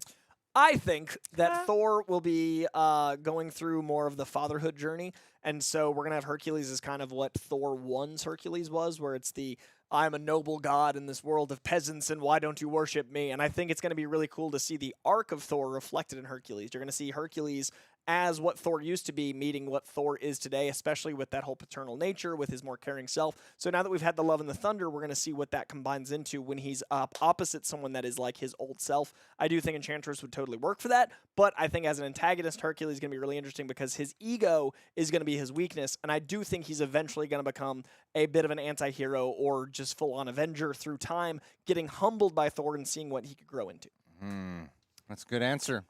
That's a lot of answer. You queued me up, Greg. I was That's a lot ready. of answer, man. That's great. JDL 1823 really quick. Thank you, because I was sitting there going, did they use November Rain? So I'm glad to know that that was where that was. I don't know that song as well as the others, but I felt like they bought the combo pack of Guns N' Roses songs, and I was like, there's got to be a November Rain somewhere. He really loves Guns N' Roses, that Taika. He named does. They had a whole movie out of it. yeah. Literally posters in the background. It's the lead has named it. Sometimes you hear a song in a trailer and you might just hear it one time in the movie. But I was like, oh no, this whole album. Yep. This whole- They AC/DC'd Thor. soundtrack. They just Guns N' Rosed him up. Oni. I love the relationship between Thor and his hammer. I do too. I thought it was a very lovely choice. I mean, the hammer, the axe, they have otherworldly properties anyway. Give them a personality. I thought that was a fun twist. And in the comics right now, Odin is actually trapped in Mjolnir. So Odin dies, and the Odin spirit gets trapped in the actual hammer. So Thor hears the hammer as his father kind of like criticizing him at all times. So he needs to wield this hammer, but it has the weight of the father guilt. So it's a really fun, Wow. it's a lot. It's heavy. That's how they should bring back Anthony Hopkins. Anthony's the voice of Mjolnir. He's just like giving Thor shit all the time. Come here, Dad. But so I thought that was like, a kind of a fun way to parallel those two things, having the love triangle be not just with Jane, but with hammers. Yeah, it's stuff like that in the first half that was a little bit weird to me on the second. Even the first time I saw that clip that when he goes like, "Come here, boy," and I thought it was funny the first time I saw it, but then it hit me when I was watching. Like, he never once treated Mjolnir like this in the other movies, Yeah. like a puppy, like a pet. We're definitely ramping up, like, if there's a taste of comedy, like him hanging Mjolnir in Dark World on the coat rack, now it's full on, like, calling it like a puppy. But honestly, the Stormbreaker shit. It's When it just like, comes in, yeah, like, I love when so it just, funny. like, peeks around the I do. corner. Well That's worth the it. physical That comedy is and great. prop comedy It's all at the great same time. Yeah, visual it's quality comedy. Yeah, physical that was prop comedy. really, really funny. I think that's hilarious stuff. Yeah. Nash is back. And I think Chris Hemsworth's comedic ability to play off of that is also that's a big part of what makes it work. when he's just like, I think was that's just what's talking. informed these movies. Yeah. It isn't like that they don't know what to do with him. I think Chris Hemsworth's like, I'll come back if you let me play. He's just having the time of his life. I think it'd be fucking boring to be serious Thor, honestly. Yeah. Unless maybe the writing just needs to get better for the serious Thor, you know? Who's Well, Roy Clint? I think it does create something of a conundrum because, you know, like a swords and sandals epic is different than what you Yeah. want out of Yeah. a superhero romp or a superhero action or something like that. So it is tricky. I do hope someone said, if not a Taika cut, we at least need a Butcher cut if there's more of the violent gore scenes to appease us all. Meg Paul, I would love to see even deleted scenes out of context just to know what we were going to. Rare is the occasion I go, I hope there are deleted scenes aplenty. Nash Sanadiki says Zeus must always be portrayed by a British guy. Well, there's a classical vibe to it. Isn't Crow Australian? Yep. Yeah. But they're saying, like, we can't have That's this close fun enough. god. We can't have this Australian Greek man. close Don't enough, enjoy man. the fun of this comedy. Motorolin. After the 87th Ghost Scream, I was kind of over the humor. Overall, though, I did enjoy it. I just wish there was more from Bale. We get it, guys. You guys hate that there was not much Christian Bale. He's you could just I watch get him it. all I day. completely get it. Though. And It's the look fucking is Christian great. Bale. Yeah, it's He's Christian Bale. great. Put him in the movie. Yeah. Have Christian Bale more. Like I so like this. It's weird. It's like his portrayal is like the best case scenario. It's like, you know, it doesn't seem like Christian Bale really cares about something like the MCU, but like, man, is it good to have him here. Well, and like apparently his kids talked him into it. It was fun to see him having fun in a comic book movie because he, you know, the darkness Good he combo. instilled in Bruce Wayne and Batman, like the heaviness of that. And here he just seemed like he was playing. It didn't seem like, in according to interviews, that he was like staying in character on set either. Yeah, I think he was just playing. He was having fun, He said like he would be like playing soccer with his kids and shit. like as Gorr. Yeah, and so Just I running was around. like, oh, because that would be one of my questions was like, did you stay in character? Like, because he's known to do that, so I would be curious to know if like, do you stay in character or on these like Well, I've green told you screen guys, sets? every time I've met Christian Bale, he's got a jolly energy. Like, Christian Bale is the most opposite from the roles he plays of any actor I've met because he is downright jubilant. He's a Welsh dude that, like, runs around giddy at every time I see him. Every time we've met Christian Bale, we've thought the same thing. Mm. Every talk we have Every with him. interaction, Every FaceTime I've call we have with Christian Bale. No, but it's a name drop worth noting for the characterization. Like, he uses his, like, he channels this severity and this intensity, but regularly he's jolly. Like, I would compare him to Santa Claus before Patrick Bateman. Like, he's a downright, like, holly jolly fella. Holly jolly fella. So I'm glad to see him get to play that here a little bit. Ezra Mott says Christian Pale. Good pun. Good pun. I still wanted him Good. to be Beta-Ray Bill. That would have been cool. Like a jolly Beta-Ray Bill. Ooh. Like a Welsh. Remember that one shot in the trailer where everyone was like, "There's a third character here. It's missing. It's been CGI'd out." Oh, yeah, I do remember that. And there was nothing. Wasn't. It was just an empty space Just in that space. shot. Now they know, and now they're playing into that. Also, hello to Brussels, Ellie Chaya. Team Magic Infinity, thank you for the super chat. Didn't like the ending. Yeah, fuck that. Which one? Which ending? The a actual couple. ending, I'm imagining. I liked the ending. Could have been done better. Didn't like Gorr going from evil to be redeemed so quick. Didn't feel earned to me. It was kind of odd that it was like, you mean you could have gone. No one ever told you that you Save your daughter? Save your daughter. you Or get the one wish. You Save your didn't think daughter. this whole thing is about your daughter. I know, but he was corrupted, maybe. Like the darkness. Well, he was corrupted by the So Necro maybe, Sword, and the Necro Sword is destroyed by that point. So he has the clarity to save his daughter. So he's got the clarity, and also, I mean, it's funny. Initially the first time I was like, this is gonna be lame with the whole like, oh, he's gonna come around to love, and it didn't feel that way ultimately. But the second time it worked even better because he's the one in the Cave of Vines. He's the one who says, "Choose love, call the axe." Like he brings that up as a weird view of like what I'm doing is I like that. loving in a way. I'm creating peace for people. You know, like he truly, as a good villain should, believes in his mission and believes that there is some aspect of love in here. And then finally at the end, when Thor turns and walks away, I did kind of believe the change because I believed in the catharsis of like, oh, this god isn't the same as every other god, and he's just gonna leave me to do as I wish while he goes and creates this mirror image to the very start of the movie, cradling, you know, the same loss in his arms. Like I believed the piercing of the veil in that moment. I did really like that believed it, moment. yeah. I didn't love the talking, oh, I'm dying. That line really just came out of nowhere for me. We assumed he was dying. Like, we'd been discussed it was dying. So for in mid-monologue, for him to do like an I'm dying Shakespeare moment did feel a little off. But otherwise, the rest worked for me. Fair. Jan Mitchell.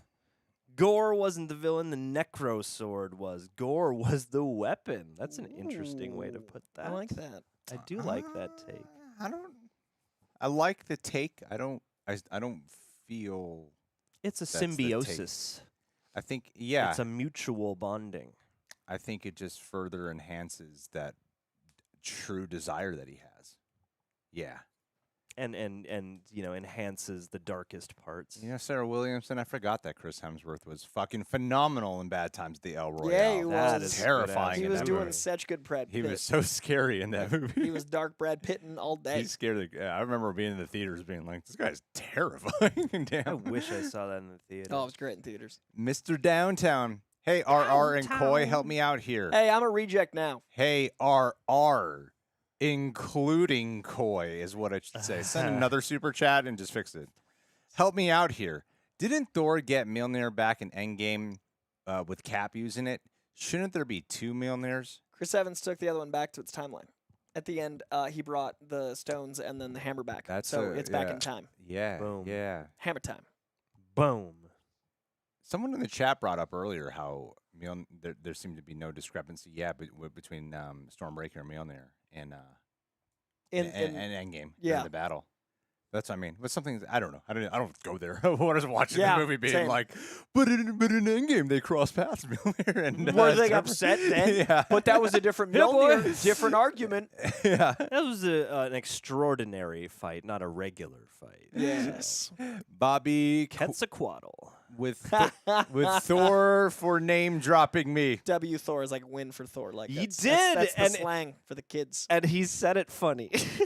Yeah, what he did. What are you talking about? I'm confused here. When he he's talking about says- all the gods. Yeah, he says Quetzalcoatl at some point. Oh He yes. just- yeah. When he's listing like Zeus, Quetzalcoatl, all the he said Hercules then. That's why I was hopeful. I remember when those Celestials were showed in the trailers. I was like, I bet it's just gonna be. They're just there. They're just there. And then they were. And then they were just there. There's a lot of like, oh my God, what door does this open? No, they're probably just gonna be there. Don't worry, those two Celestials will be in Guardians 3 according to Coy's theories, which you can now view on the newest Coy's Comic Corner that went up just before this. I do think the live Celestials stream. are going to be important, but aren't yet. And you'll see why because of what John just discussed. Those are important. It'll all come together. Nah, they froze that one, and the Earth is fine. They should have like an Things afterlife the battle. Earth has not experienced have a any Field of disruption. Reeds, the, like a religious battle. Is what they should Valhalla. do. It seems like it's kind of building to a I religious think battle. there in is a way. like I mean with the Jinn and stuff discussed Yeah. in Miss Marvel. It's going to be religious wars. Oh my God. That'll go over well. Thor, politics, and religion. Jaden That's the Bonnie. fifth one. Jaden Bonnie. Where do you think Thor will go next? Will we get a Thor 5 from Taika? Thor and Guardians Volume 3? Somewhere else? Coy, the comic expert. Please tell us. Let me answer this one. You got this. You got that. Comic expert, right? Take it away, for Gene. Cole. I don't think he's in Guardians 3. I think Guardians 3 is going to be a cosmic culmination of where we are that's going to kind of take out a lot of characters and lead us to the thing that ties Phase 4 all together. On the cosmic side, I think on the Earthbound side, Young Avengers and Thunderbolts are going to be the thing that ties Phase 4 all together. So I think we're going to go back to kind of the Phase 2, where we've got Cosmic and Earthbound being kind of separate. So Thor, I think, is another thing entirely, where Thor 5, I do believe, is going to be post-Young Avengers, and I do think Singularity might be a Young Avenger, and it'll be kind of a father-daughter team-up thing. And I do think that's going to bring in Hercules and kind of the thing I was discussing with the humility of a god. And I think it'll deal with all those power sets. Hold the phone. Okay. Hold the phone. First off, thank you everyone who's here.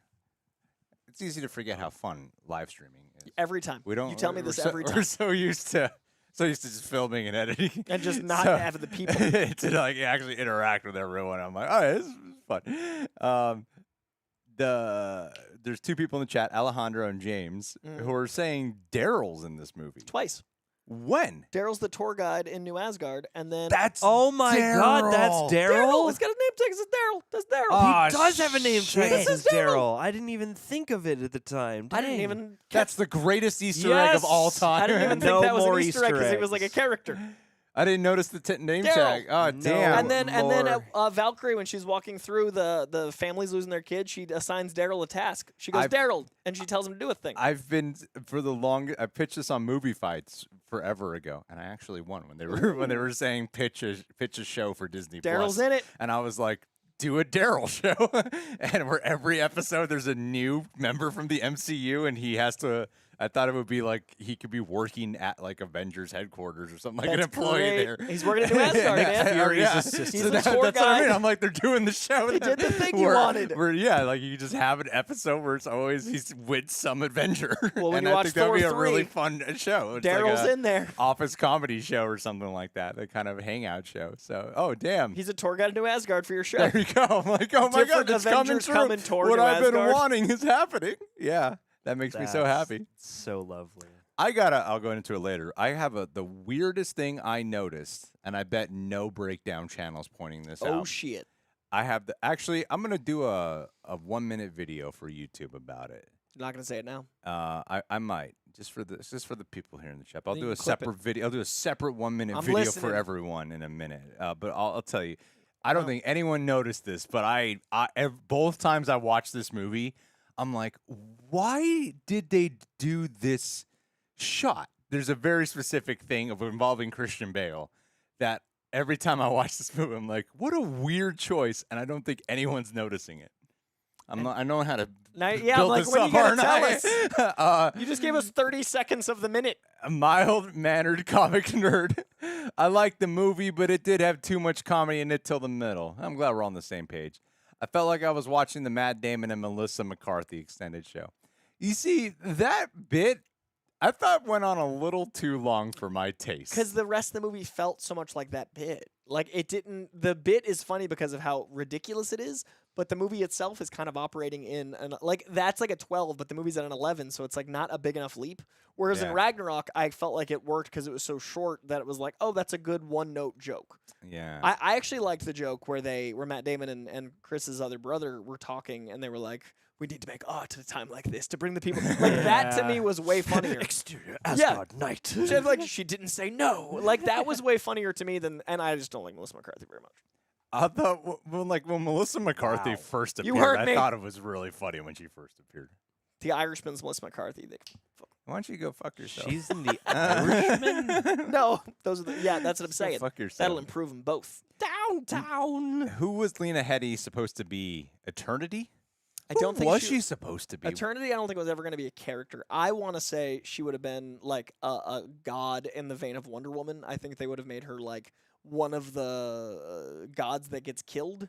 I don't know the mythology of the Greeks enough to guess, to be honest with you, but that was my assumption. She was like, because look at Lena Headey. She looks like a goddess. I would have cast her as like a Wonder Woman stand-in. She is hot. So she was supposed to be in it and she wasn't? Yeah, and she got Gotcha. killed. And she's getting sued now, And isn't she? she's sued. She's getting sued by her management team in the UK for not paying the dues that she was paid for this movie. We don't have managers. Do you pay? You have They to get 10% of what I But make. do you pay them directly, or I thought part of them My managing is they just My get the money check. goes to them, and then I get 90% because they keep 10. So they get 10% of my money. So that's why I'm confused She's- here. What 'cause did I'm these like, she's the- managers do? So she's the UK manager, so maybe she got paid American and was supposed to owe them. Like maybe Got the it. the payroll in America Yeah, got paid. yeah. She didn't pay her international one. I don't know Lena, so that's just what I'm hearing. Call her up, Coy. all Throw right. it Call her up. on the telephone. After Landon Smith's, I'm gonna reveal to you guys I'm very curious. what this weird thing is. I'm gonna tell you all about. I'm very excited. Does it have? No, I won't ask. What is it? Does it have something to do with the mole next to his eye? Yes. Did you notice it too? I saw. Well, yeah, because he rolls over and it's like you're directly facing that shot, right? No, that's not. Not- but not it it. has something to do with the mole the on mole, his eye. the tree, the intrigue grows. Let's- I'll take When I halfway. do the 1 minute video, I'll provide photos so I can show you that I Mole cam. believe I'm correct about this. Landon Smith. Can't wait to see what Brett Goldstein does with the Hercules character. Part of me just wants it to be Roy Kent as Hercules dropping F-bombs. That's the one thing is I was sitting here going, damn it, he won't be able to curse. Yeah, the entire show's about Roy being able to curse, and And- now he won't. How would Hercules distinguish himself from Thor from the first movie? Well, that's the thing, is that Thor in the first movie was immediately trying to get back home, and through that he has to prove himself worthy. Hercules doesn't have to prove shit. Like, Hercules is like already entitled. He's the son of Zeus. Like, he's gonna be like Malfoy and Hercules put together. Like, he's a prick. So he's not gonna be seeking redemption. He's just like gonna be arrogant and Herclefoy. yeah, he's gonna be drinking and Oh my getting God! bitties. The guy, someone in the, okay, someone pointed it. He pointed it out in the chat. PG, you got it. There's one shot. What? Where early in the movie when he's just regular Gorr. They in the flipped film, it. they flipped the shot. I did Because not. his mole is, I forget which side it's on, because I don't know why Christian It's Bale, with the usually on millions his of dollars right. he has never gotten that fucking mole removed, because it's right there on his eye. And so anytime he disappears into a character and does all the crazy makeup, I'm like, but that fucking mole is so consistent. It's just right there, Maybe blocking he your eye. loves himself for so, who he is. So, no, like a couple people pointed it out. They noticed it too. That's the shot interesting. is flipped for some reason. And it's just, and they eventually cut back to the same shot, but it's normal. So then his mole just moves? His mole is just like on the other side, and I'm like, what the fuck? Why did they flip the shot? So maybe That they is needed the crazy. shot flipped for That like is- visual I effects. have but, no like, idea why they I'm gonna flipped it. be on the lookout but it's for no, that. it's when he's pleading and he thinks he's been saved. in the opening. Yeah, he thinks it's very early on in the movie, And I there's a noticed mole flip. I noticed it because I always look at that fucking mole. So then the first time I watched it, I noticed it. I was like, Wait a what? second. Like, oh, I thought his mole was on the other side, and then when they cut And back, it I'm like, was. it is on the other side. That is so interesting. Because yeah, whenever I watch The catch. Dark Knight on IMAX, I would always look at that fucking Mole mole. max. It's what, 10-foot Mole. mole? Even they showed the trailer for that new David O. Russell movie, which looks great, and I'm looking at like crazy makeup, and I'm like, that fucking mole. Right So there. if Tom Holland hadn't gotten rid of his for Spider-Man, he'd be like, mole, mole, mole, mole, mole. Yep. Chop it up and make some guacamole. It's like Robert De Niro's. It's him and Robert De Niro both had these moles that they've just never removed. That is just gross. maybe The they De Niro one, I'm like, I get that that's part of your Now it's Christian's. too apparent. Also, Will Turby, thank you for the Yeah. clarification. I hear Lena Headey was cast but never shot her scene, and the management still wants their cut, even though she wasn't paid for not shooting her scene. Interesting. Oh fuck She that! never even shot the scene? If that's true, Be that's a little messed up. understanding, you pricks. Yeah, I'm like, I want the curious. money you weren't paid. But Yeah. I was expecting money. Where is our imaginary money? It's made Marvel. real? Just being in a So- conversation with them means Give me money. right? We are not privy to the inside track of these conversations, but that seems sketchy. My favorite detail, Pie Logan. Pie Logan? P Logan. That's what I'm going with. Or Pierre Logan. Yeah, logo. Take it away, John. 123. My favorite detail is Gorr's daughter is played by, or So my, cool. Chris Hemsworth's real life daughter. I loved the ending, and now it may be my favorite in the MCU. It is amongst my favorite In endings. the MCU. In the Pantheon of Marvel. It is amongst my favorite endings. I thought it was really special. I loved the idea that the title is a landing, and they were adorable. Like I don't have kids, but the idea of getting to act with your kid and make these movies for your children and then put them in them is so special. I know, this is like nepotism, the film. Yeah, It is, that's what it is. Oh, they said too that like the kids designed the berserkers and stuff, which across the whole film, like brilliant, wonderful. I love the use of shadow, like the use of shadows, is like that effect where just all the shadows grow and arms and legs start to spread out. Like Yeah, it was genuinely beautiful. terrifying. Beautiful, beautiful. Well, I think the ending is so beautiful because the movie sets up in a very like expository way about how Thor keeps people at a distance because he's been heartbroken so many times, is longing for love and connection, and the movie's setting you up that he's gonna find it in the form of romance, and he finds love in a different way, and I think that's quite beautiful how to do that, and it's unexpected, honestly. It's fucking the villain's daughter. Yeah, I did not know? expect that to be the Yeah. landing after, like at any point in the movie until they were in eternity, and I was like, Yeah. oh shit. I know Brilliant. some people don't like it, and some people go woke. They're giving all our roles to the child and the females. Female children, Are there really the argument that them kids are taking I our don't jobs? know. kids with their Child limited labor. hours. Although Can only fucking- work till 6 p.m. taking our jobs. fucking couple like 10 seconds in total of Valkyrie. What does she kiss a girl on the cheek? Kiss Kissed girl's a girl on the hand. hand. and then Was that a problem for motherfuckers? and then there's also They cut that stuff out for China. the what's it called? Cord and says something Dwayne. about the girlfriends. for About later- the husbands? yeah, there's like 10 seconds of When- gay things, and people are like shoving woke shit in my face. Well, and their Gorr says like to have lost the women you love, to Valkyrie and all that Sorry, stuff. 15 seconds. If you guys can't handle hearing about love, you shouldn't hear. That's most Fuck of the off. that's most of the people There are in the gods, chat, by the way. There Is are it? monsters. 99% of our audience. Is the anti-woke? They hate anything. Don't watch my content. John Costas says put Don't the watch our kids. stuff. We're too supportive. John Costas has put the kids back in the cage. yeah. We got aliens, we got gods, Hey, but Naked no XD gays. says, tired of being alone, we'll help you. That's what I say. Oh fuck! Ban this person, please. Which one? This The naked- envelopes it's and- gonna. Let's Are they a do real that. person or? There's no way they're real. They've got jizz please. emojis. Okay, good. All right. AVB. AVB. I think they should have ended with making stuff about. Oh, from this sentence, that said vaginers. About vaginas. That is what the porno about Avengers. Vaginas Endgame. After Endgame. Now I think it's more of quantity than quality, but that's only my opinion. I don't know. I mean, I don't know if it's really a quantity issue. I think the quantity issue is in the form of we had a pandemic and there's a lot of shit stacked that we couldn't release. And so it's all just kind of compounding. And I believe there has been quite a upheaval. There's a lot of truth, I believe, to the whole thing about be very careful about what to say about with the visual effects shit of how a lot of them are feeling like it's too much is being stacked up against them.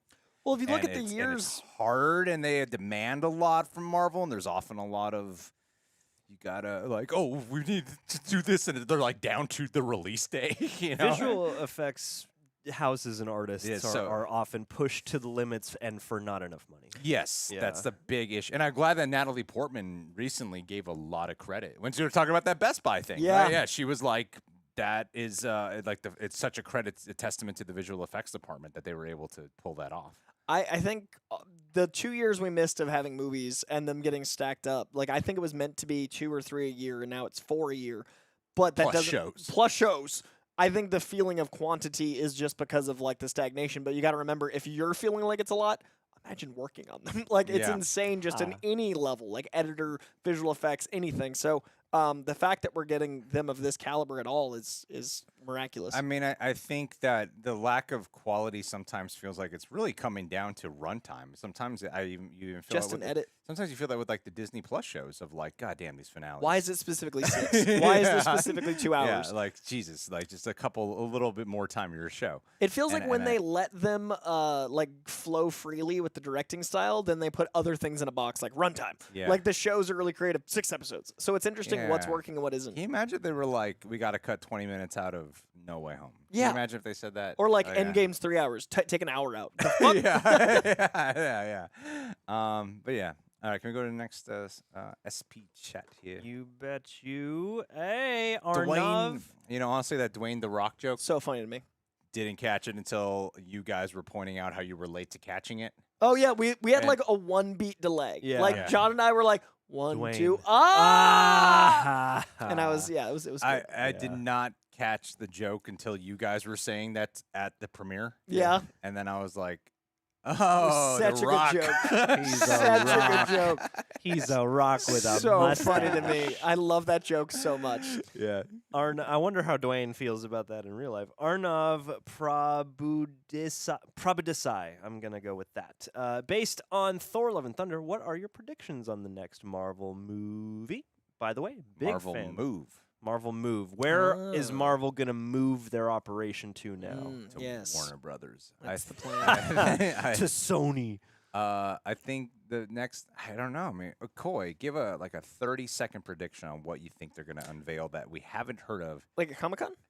Yeah, other than being like, guys, Blade's coming, Fantastic Four's coming, we're working on mutants. I think we might get a Young Avengers announcement at Comic-Con. You I are think fucking fighting everything we ever do now. Young Avengers. Kids Young with Avengers. you, Coy. Young Avengers. How did this movie It's end? al- How did this movie It's almost end? like the MCU is setting it up with like Kate Bishop, and then Cassie Lang's America gonna be in Chavez, Ant-Man and America Chavez. And the Singularity dude, in this and the one. dude from Falcon and Winter Soldier, Asaya whose Bradley. name there you go. I'm not wrong. I think either D23 or Comic-Con. I would say D23. I think Comic-Con is going to be very video-based. I think we're going to get our first Black Panther trailer.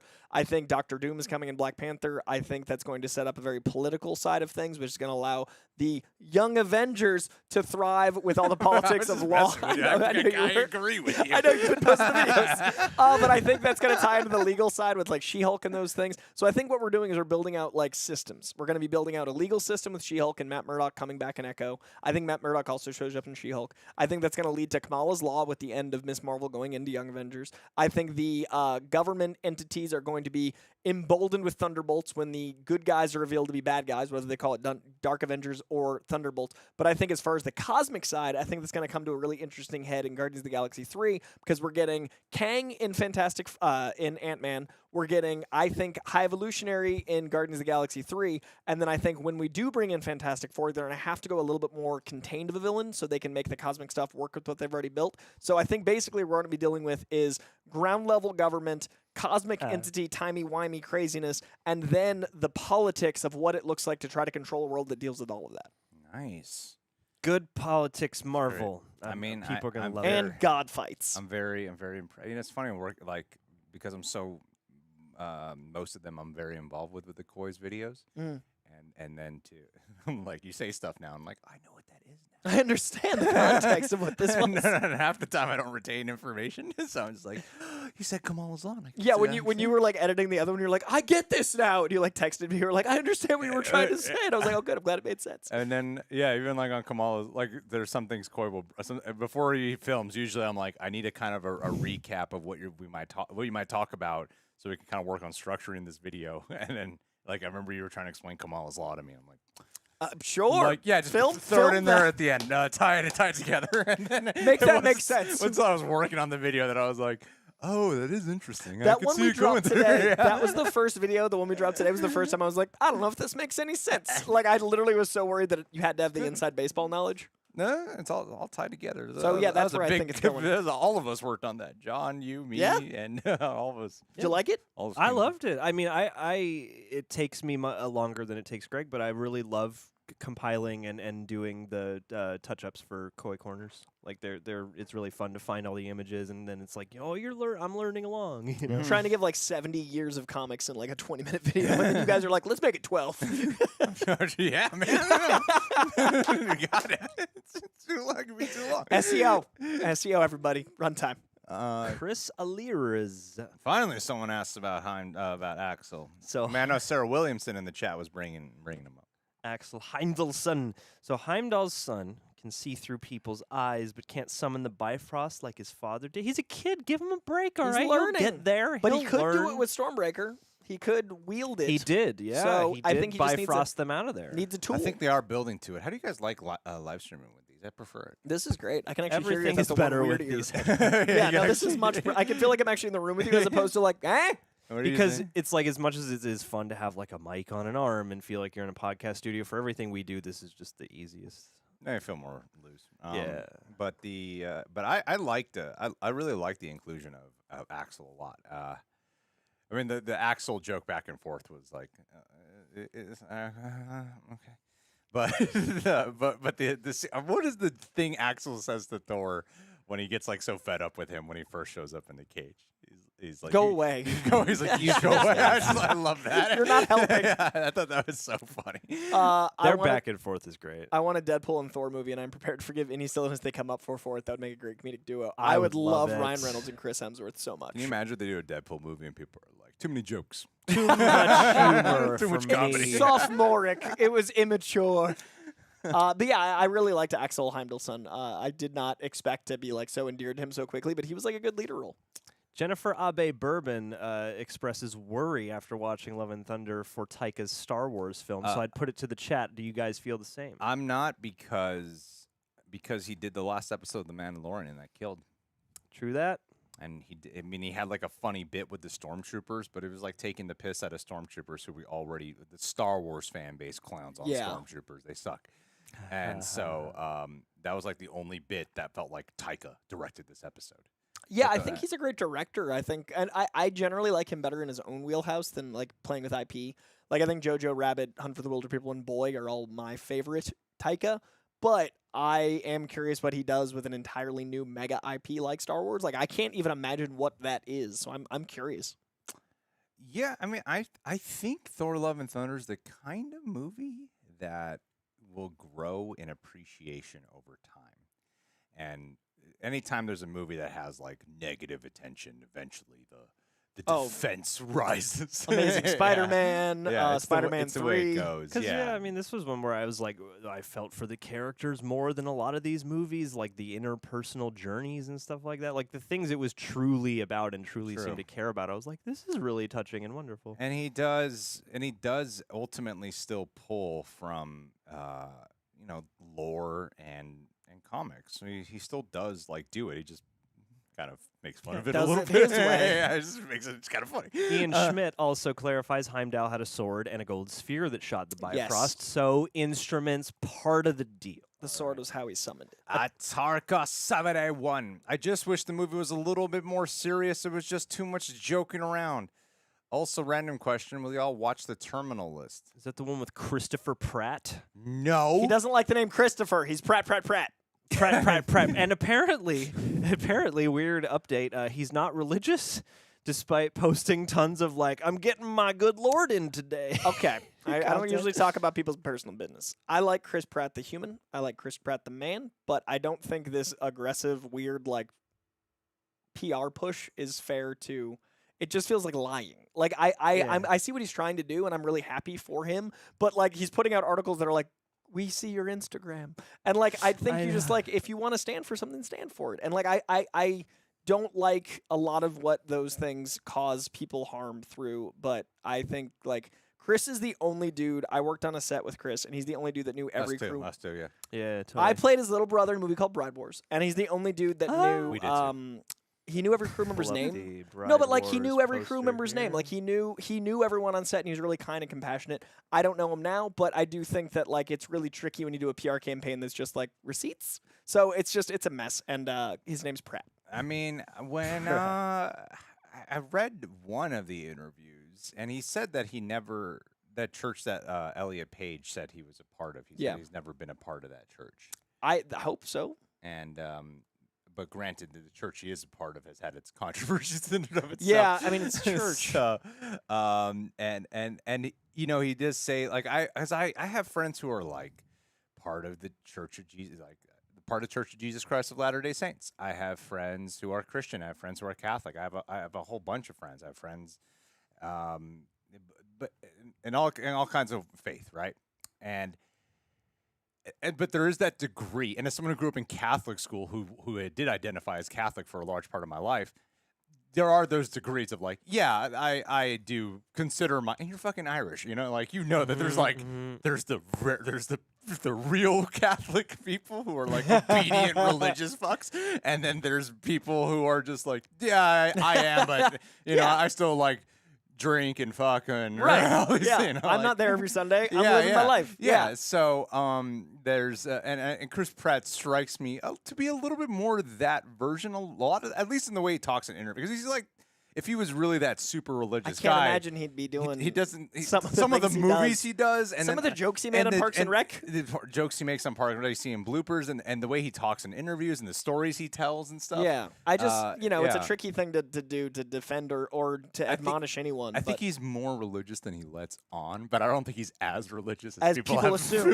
I think he's somewhere in the middle where it's like, this, but it's just the PR around it is very strange. Yeah, it is a weird PR. I don't know. It doesn't really matter to me. I'm as long as he's not harming people. Yeah, then fine. as long as All he's right. not hurting anyone. And I'm only in one scene in Bride Wars. I was in 3, but the movie became a different thing in the editing room. But I'm in one scene. It's actually really funny because Anne Hathaway and Chris Pratt are getting married, and I'm in a bunch of scenes setting up that scene. But by the time the final cut comes out, it's like they're zooming in on Chris Pratt, and then they zoom in right on my face, and it cuts away. But they're like, "Who's that guy?" And it's like my favorite thing of my reel because it's like, "And Coy's here," and it just leaves. I literally tried to pull up a picture of you in that movie. Yeah, and there's I couldn't find I'm just it. it's me and the Bride Wars. Chris Pratt's in that. Yeah, he's the one Anne Hathaway marries. But I'm literally only in the marriage scene now. Like I'm only in the wedding scene. But yeah, just briefly, just a real quick thing. Dude, we need Taika take on Quiet Place 3 so we can have Yokes. Let's do it. He was not religious during Parks and Rec. Yes. When That's did he good. I become? don't keep track of all that personal life stuff personally. I just hope he's happy and I hope he's not hurting people.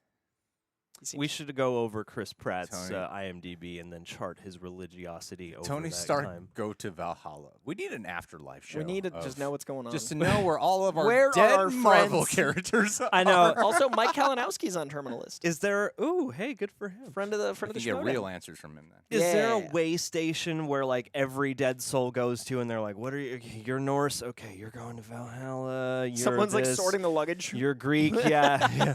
You're going here. Egyptian-ish, okay. Field of Reeds. That snap caused a lot of problems. True that. Whoa! We have a Oh lot to my sort God. today. And these afterlives feel like physical planes. So I'm like, did half the spirits in Valhalla disappear? Like, what are the rules? Wesley Phelps. Kevin. Wesley Phelps. I liked the movie, but there is one thing that I was confused about. How did Jane get from her hospital bed to the center of the universe with just Mjolnir? You know, I just kind of chalked that up to with Mjolnir you can fly, and it doesn't seem to be a hindrance that they're out in space where no air exists. But they so- needed Stormbreaker and the ship. Maybe because there was multiple of them. Maybe it took because she's just her. Maybe she was just like, I'm gonna helicopter my way there. I don't know. It's a good question. You I know, mean, I hadn't thought of that. It's just herself and not the crew. I forgave a it's- lot in The Dark Knight Rises. Continuing to forgive. How did a he lot make that big today. gasoline bat signal? Why was that worth the time? How did he sneak into Gotham? How did he just get back to Gotham? And it's funny, I didn't really register that she flies in on Valkyrie's steed at the end there, too. She takes Mjolnir, but she also has the horse. Yeah, Ian Schmidt points out. Oh, Which- yeah. Whose name I'm Yes. forgetting, because it's not Pegasus, is it? It is a Pegasus, right? Yeah.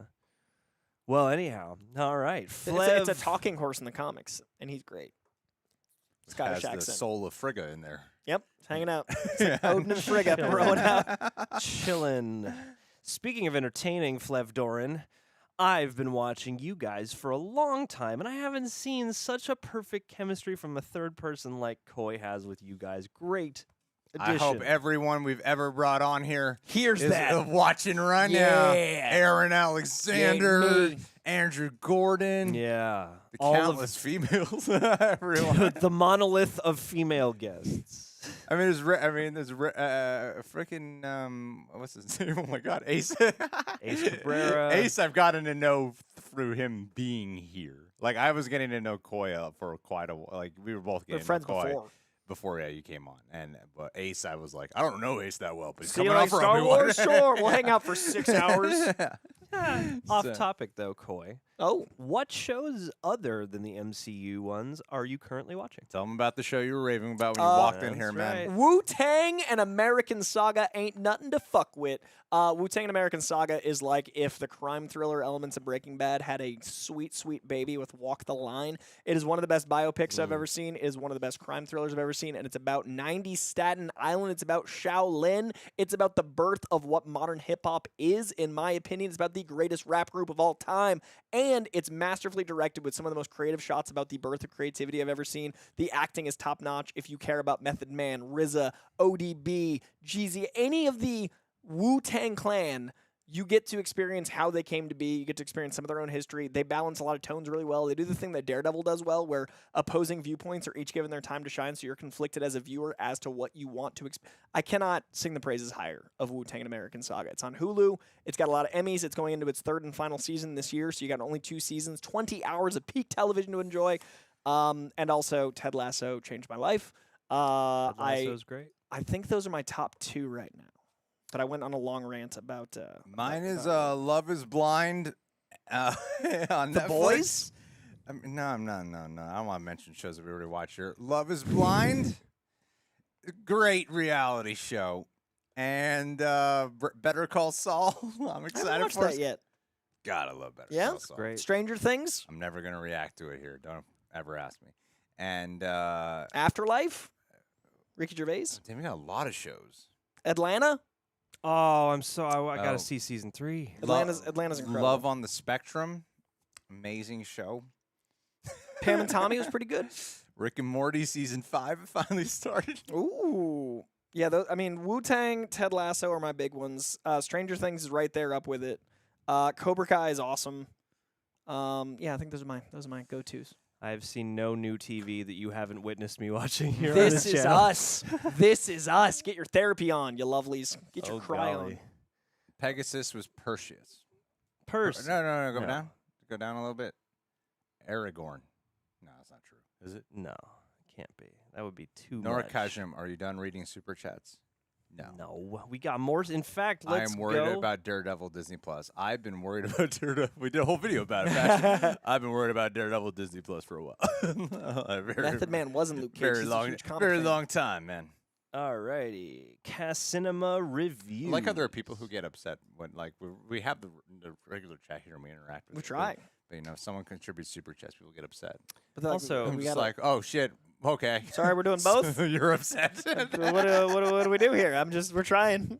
There's a lot going on. Thanks to everybody chiming in on the poll. We appreciate the Super Chats. And so Ragnarok thank you. is still everyone's vast favorite Wow. of all the Thors. This is pretty At much least how you it's- expected. At least it's number 2. Yeah. Love and Thunder, strong number 2. Thor, the original, number 3. And everybody I- doesn't love the Dark I World. weirdly thought that it might be a little bit closer with the first Thor movie. I like and Thor more than most. The first Thor, I think I hold think closer it's to a bit of an Ragnarok. underappreciated gem. I do too. And I Yeah. just rewatched it on Thursday, on Thor's Day. We did all 4 of the movies, so I got the shirt. Yeah, I and like like it. rewatching it holds up real well. I think it's. And Chris Hemsworth's funny in it too. Yeah, and like the world they built's incredible. I love the texture of the wardrobe's great. I love the texture of the world. I love Asgard. I think Loki's phenomenal in it. He's a bit more like animalistic. Yeah. I mean, they've definitely like funnied up everyone. David Valenzuela in the chat says, what we do in the shadows. Terrific. I'm not caught Yes. up, but probably the most recent outside show I have seen would have been Our Flag Means Death, which is Taika and company. So Christina, thank you. Quite Bear is a awesome. Good to know. I've heard The Bear is awesome. I haven't had time to watch it yet, but I've worked in restaurants, so I'm curious. I don't know if it's going to give me trauma though from working in restaurants. Cinema reviews. How he diagnosed Thor in Ragnarok and Valkyrie in this, Korg should really consider becoming a therapist for MCU heroes. I would love Taika just therapizing like Winter Soldier. He's just got the white wolf in the chair. He was explaining how he views Korg, and it suddenly it completely clicked with me when he explained it of how he views Korg as a New Zealand bouncer. Oh, 100%. 100%. Yep, I I can see that. Like they're completely. like these big guys who can fuck you up, but But they're just sweethearts. they're Hey, bro. so nice and so, So soft-spoken. sweet. Yeah. Yeah. And I was like, oh yeah, he that's have a a good time? great. That is Korg. Yeah. I love that so much. But I forgot that. What's the race? Cronin. Cronin. Cronin. They show up in Dark World. At the very beginning Those of are my Dark trivia World. questions. I forgot about If that. you'd known, you could have won of a Mjolnir ice tray. I still have the Morbius poster I won from you in the back of my car. That makes me so happy. It's always in the back of my car. It I'm with is you always. buried in my trunk. I like to give out things. It lives in my trunk. And It is. it's Morbius sweep. It's Morbin time. Michael Ritchie, FPL Swanson, hello to Scotland, and hey, glad you were at the cinema. Good patronage. B-Funk 3778. John, what is this? This is a moment of silence, and we are Amen, very sister. grateful. In We nomine like Patri moments of Filii silence. Scriptus Sancti, Amen. Michael Don't Mack. go all Chris Pratt on us. There. I'm so sorry. I don't read Boondock singing Spanish. over here. I've never seen the Boondock Saints. What? That's Nope. a reaction waiting to happen. Either? Never. None. There's 2. I know. I saw the second one. Actually, I saw Kill Bill 2 before I saw Kill Bill 1. What? So, yeah. Did you really see the second one? I'm The so Boondock Saints or Kill Bill? No, I haven't seen any of them. I'm so excited for you to see Willem Dafoe and Boondock Saints. Like I you're am- about to have a religious experience with Willem Dafoe and Boondock Saints. That's the number one thing I'm Oh, excited that's about. incredible. Yeah, you've seen Boondock Saints. I saw it twice when I was really, really young. He is just such a vibe in that movie. I honestly can't tell you what the hell the plot is. I don't know. I've seen it 20 times. I just I don't know if I can tell remember. you what All I remember are moments of Willem Dafoe when he's in bed with the one guy, and then when he is doing like the gun. two dudes are hunting down bad guys, like the Punisher, and like they're Oh, I trying thought to- they're bad guys. That's how little I remember. You'll see. Oh Boondock wait, Saints. wait. They're Some of it's probably coming. Some of it's coming anti-heroes. back to me a little bit about, And it's all in the Boston. conflict that happens with Willem Dafoe. Yeah. Yeah. You'll 'Cause he's enjoy it. gay, It's a right? good time. Well, that's actually it's shockingly like it's just a shockingly gay. No, it's just Shockingly? It's not a main Homosexual? plot point. He just is gay, which was like way ahead of its time. Like he just happens to be gay. Hey, Amanda Hernandez hasn't seen it either, so I'm not alone. He just happens to be gay. That's good. That's how characters should be. Yeah. Don't make a big deal out of it. Harry says, "I'm starting to get concerned as a longtime MCU fan since 2000. Ever since the Incredible Ever Hulk, since Iron Man. I've been really worried about Incredible Hulk. where the MCU's I at." think she's saying she 2007. or he is a fan since 2008, but I like the idea of them being concerned since I am starting I to get saw concerned over Iron 10 Man years. and 14 That's how it years of reads. frustration. Like, yeah, I'm seriously. I was like, I've been upset for I've been 14 years. concerned since 2008. I don't know how this is gonna go. Really quick in the chat, Mandalorian wants to know, do you think there's a chance for Baldur the Brave or Angela to appear in future Thor movies? Apparently, Baldur the Brave has been cast and has been meant to appear in all 4 Thor movies. I don't know who it is. I don't know what that is, but it's so funny to me. I doubt it, but maybe. And I don't know how they're going to use Angela, and I don't know about the legal rights to Angela, because Angela was actually an Image Comics creation that they retconned into being Thor's sister. So Angela was invented in the Todd McFarlane Image Comics era, and had a full run over there. She has been acquired by Marvel Comics and is now canon as Thor's sister, but I don't know about the legal rights to put those characters on film. Also, Tripe X says Thor Ragnarok had the best Thor, best Loki, best Odin, best villain, best humor, best Hulk, Grandmasters there, best action scenes, and best fight scenes. Yeah, I think Thor Ragnarok just is a cooler movie. It's P cool. I think it's like a cooler. It's film. P sick. Yeah. Although what I will say for the I love that it's like part of me goes, it also has Loki, but then I was like, I didn't miss Loki here. No. I don't think the story needed Loki. No. I'm glad they didn't try to shoehorn him in because of his popularity. Yeah. And also Korg Therapy webisodes all day. That would be a good Marvel Yes. Quibi show. Korg Therapy. Underrated, Michael Mack says, scene was Korg and Val heart Love to that heart scene. at the bar and karaoke. Disney Plus should bring back one-shots. What would you want to see? Korg Therapy one-shots. We just wrote it. I want a lot of. I would think they should do more one shots. I think those are really cool. Like, not only can they like flesh out mythology and help you fix things like the Mandarin, but I don't know. I feel like those are great opportunities for filmmakers to cut their teeth and to do something interesting in the world without having to be so kind of in the nexus of a bunch of moving parts. You know. I'd like to see some Spider-Man stuff, like just outside of canon, like a fight or a high school class or any of like him just getting to be Peter Parker. We haven't gotten a lot of that, and now that he's kind of on his own, I'd love to see some Peter Parker stuff, like rebuilding. Pedro Parkour. I want to see what the kids in the cage talked about in this movie. Yeah, On Team their Kids in the downtime. Cage. Team Kids in a Cage. Also, is there any significance, or is it just a Game of Thrones reference that the shit, I'm forgetting their name now. The god of Korg's people is on an iron throne made of scissors instead of swords. Oh, I didn't even catch that, and I've seen it 3 times. That's Yeah. amazing. I wasn't even 100% sure it was a Game of Thrones reference or not. It just looks so I was like, much. does it just look like the Iron Throne? Yeah. Yeah, I I'm don't like, know, what's that's the really funny. significance of all the scissors? Is it just Because anyway, rock, paper, scissors. Right? Dang. Is that the joke? I think it is the joke. I Well done, Coy. Coy's Comedy Corner. I didn't even see the thing you're talking about. I'm like, rocks, scissors. Coy's Comedy Corner. Yeah, that's my favorite humor. Kieran, the scene. Thank you for He conquered paper for and jumping in, scissors. Oh, Kieran. that's so good. the scene. If that's the joke, it's He great. conquered scissors. Because Rock paper, over- yeah, paper is takes the him out. yeah. So rock over scissors. Oh. I'm still on this joke. I'm sorry to Beauty. move on. It's just really it's a Oh, good joke. beautiful. It's the gift that keeps giving. Kieran, the scene of Thor and Jane in the hospital had me in tears. Likewise, the way Chris delivered the line, "because I love you," was the most human line I've heard in a film ever. That and that That's and a the great scene. Yeah, and it the is. That's way a he fantastic scene. Yeah. and the way he throws away that line of like, well, that was before I knew you might not actually have time left. Yeah. It was one of those things that flew so beautifully after that moment of like, wow, we don't know how much time we have. Like that's such a human moment to be like, well, that was before I knew.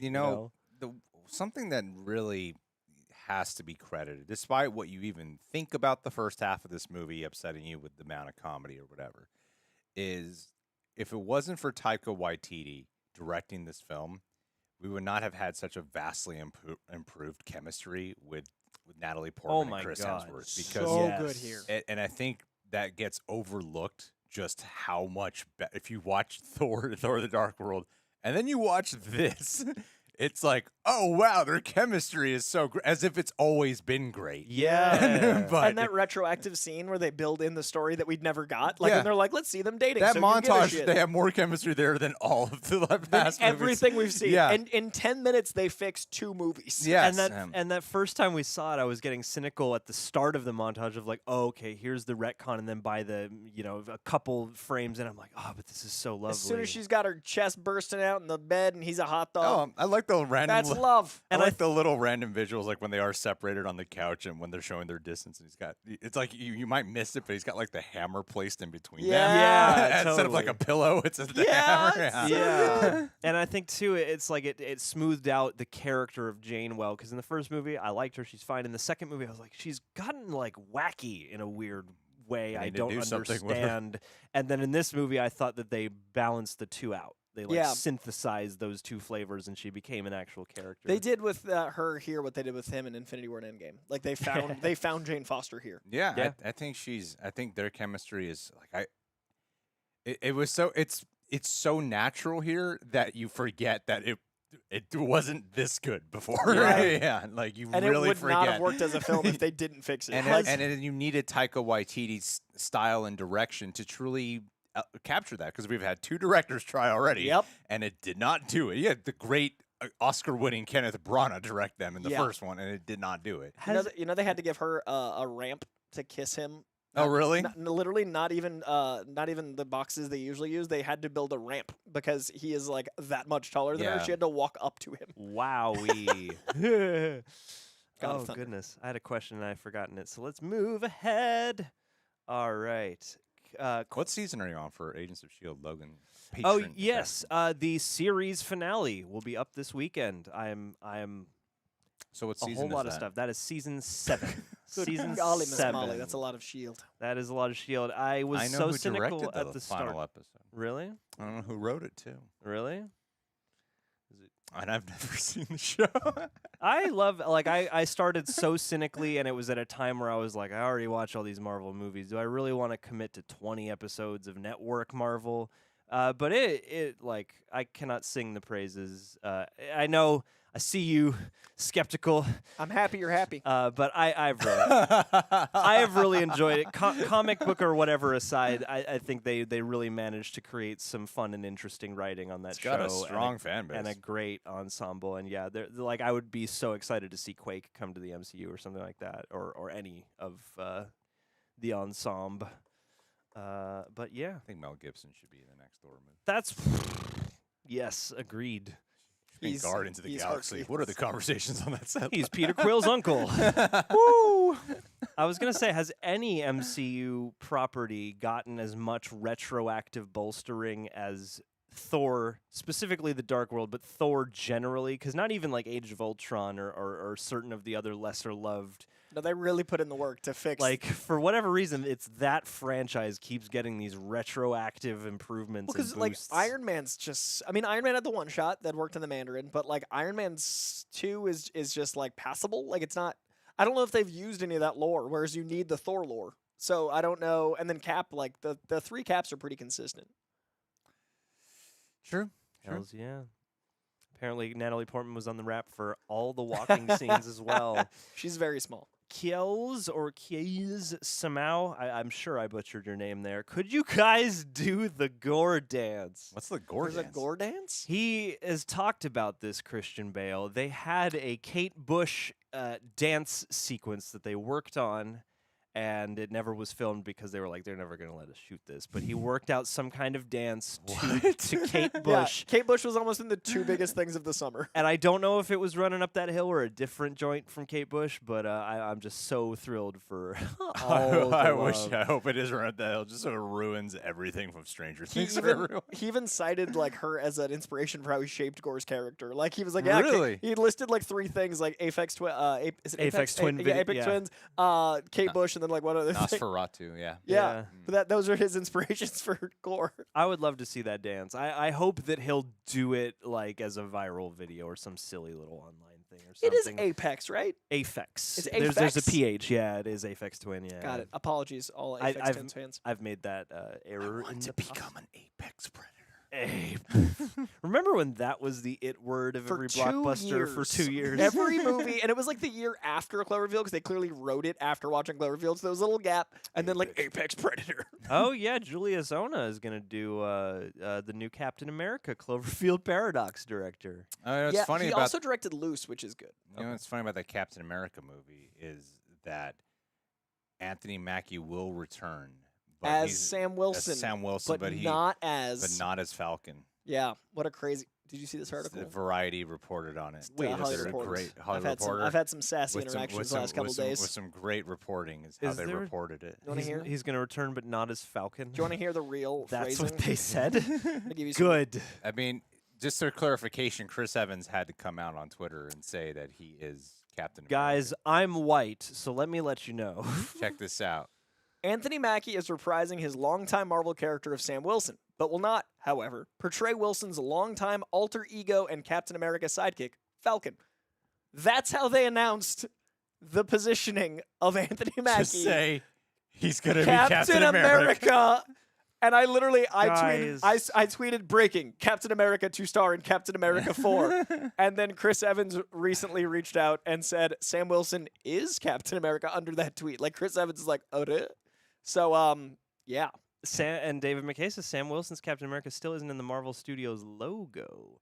It's interesting, like, unless that's a very, very sort of oddly timed attempt at not spoiling Falcon and the Winter Soldier, that's a very silly tweet. That's a very silly way to put that. I'm very Logan, he corrected me instantaneously. It was Hollywood Reporter, not Variety. Like, how fast did you type that? Yo, in what millisecond did that even come across? We got a bunch of people saying Wuthering Heights is the Kate Bush song they could see Gorr dancing to, so have to go give that one a listen. I think it should be like Jim Carrey's dance number in Sonic the Hedgehog movie. Yes. Jay Tavo, for me, the emotion of Jane's death and Thor's declaration of love was undercut by the trivialization of many of the other stakes throughout the film. I suppose. I do think that it would sometimes forget to check in on the Jane storyline of her with the cancer. Mm-hmm. Like I would forget about it until like, oh yeah, that's a thing that happened. I think the second half just really kind of. I wanted some more smooths it out sprinkling into so that much. first half, man. I think it needed another 20 minutes. Yeah. And like 12 or 14 of them in the first half, and then like 6 more at the end. Like it's mainly front loading that first half. Yeah. But I agree. And hey, apparently Miss Marvel made it into We the gotta get Coy out of here and really. He's got sharp. He's a 2-hour man. He's sharp 2 hours. All Well, right. see if there's any that have my name in them before I leave, because it's 2 hours now. But let's see if we got any. This is one. Start at 12:10. I know it's 12:04. It's 2:04. I got 6 minutes. I was trying to. You got 6 minutes, Coy. I was trying to be official. Koi, 5.5. Koi Yes. Pond. I loved this movie from Thor's Split. We're just talking, and John's like, Beef. I have a question for Koi. This super chat literally has your requesting. name in This it. is right here. Koi. Coy. Hey. Oh, hey. B-Funk3778. I loved this movie. From Thor's Split to the little girl going ham with her stuffed bunny Loved to the seeing stuffed bunny. eternity on screen.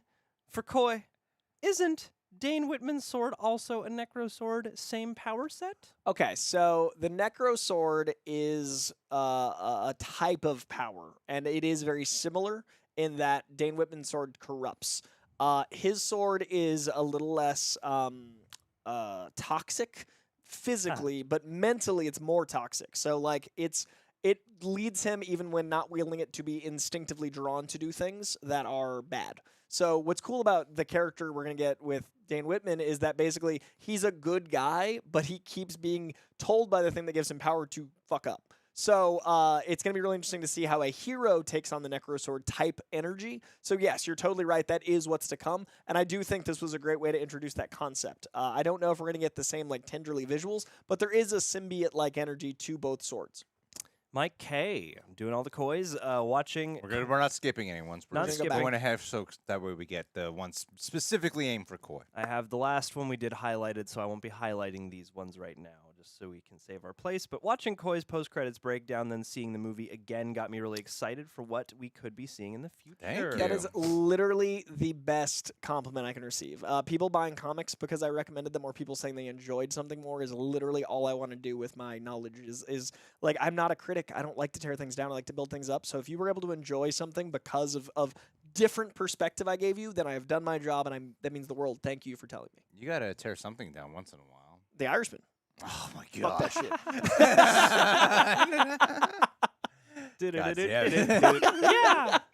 The theme of this You know, episode is we've the never Irish. even, all this time, we've never even dived into the specifics of Why I don't like it. It's just a running commentary. It's just been 'cause you and that's I another live going, what the stream. fuck, Coy? And you going, it fucking sucks. And I'm We just just like, do- what the fuck? We do a watch along of The Irishman, like a 3-hour watch along, and it's just me bitching about scene by scene. Every time it gets brought up, we're just, all That we do would is yell at be each other. a really fun show if you do like a watch-along commentary with one person who That is loves it. pro and one person who is anti.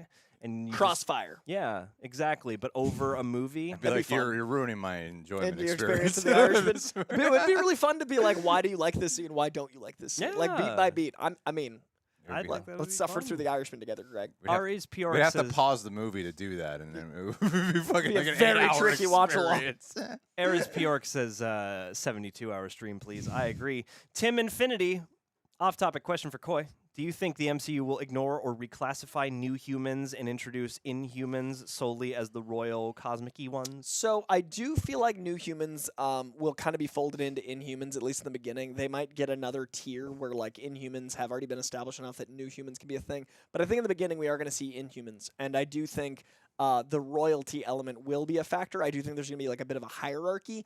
I personally am of the mind that the Terrigen Mist was what we experienced in Miss Marvel. I do think that was something akin to a Terrigen Mist. It really looks like that. It effect, looks so yeah. much like it. So whether or not we address it now, the cool thing about these shows is the next episode doesn't have to spell it out. We could then have in Captain Marvel 2, the Marvels, they could do that storyline on the big screen, because you honestly might want to explain the Terrigen Mist to the theater audience, because some people don't watch the shows. So you might want to save the Inhumans development there. So by planting these seeds on Miss Marvel, I do think we're leading towards Inhumans, and I do think that's also going to give us an interesting conflict with X-Men, which are only a few years away.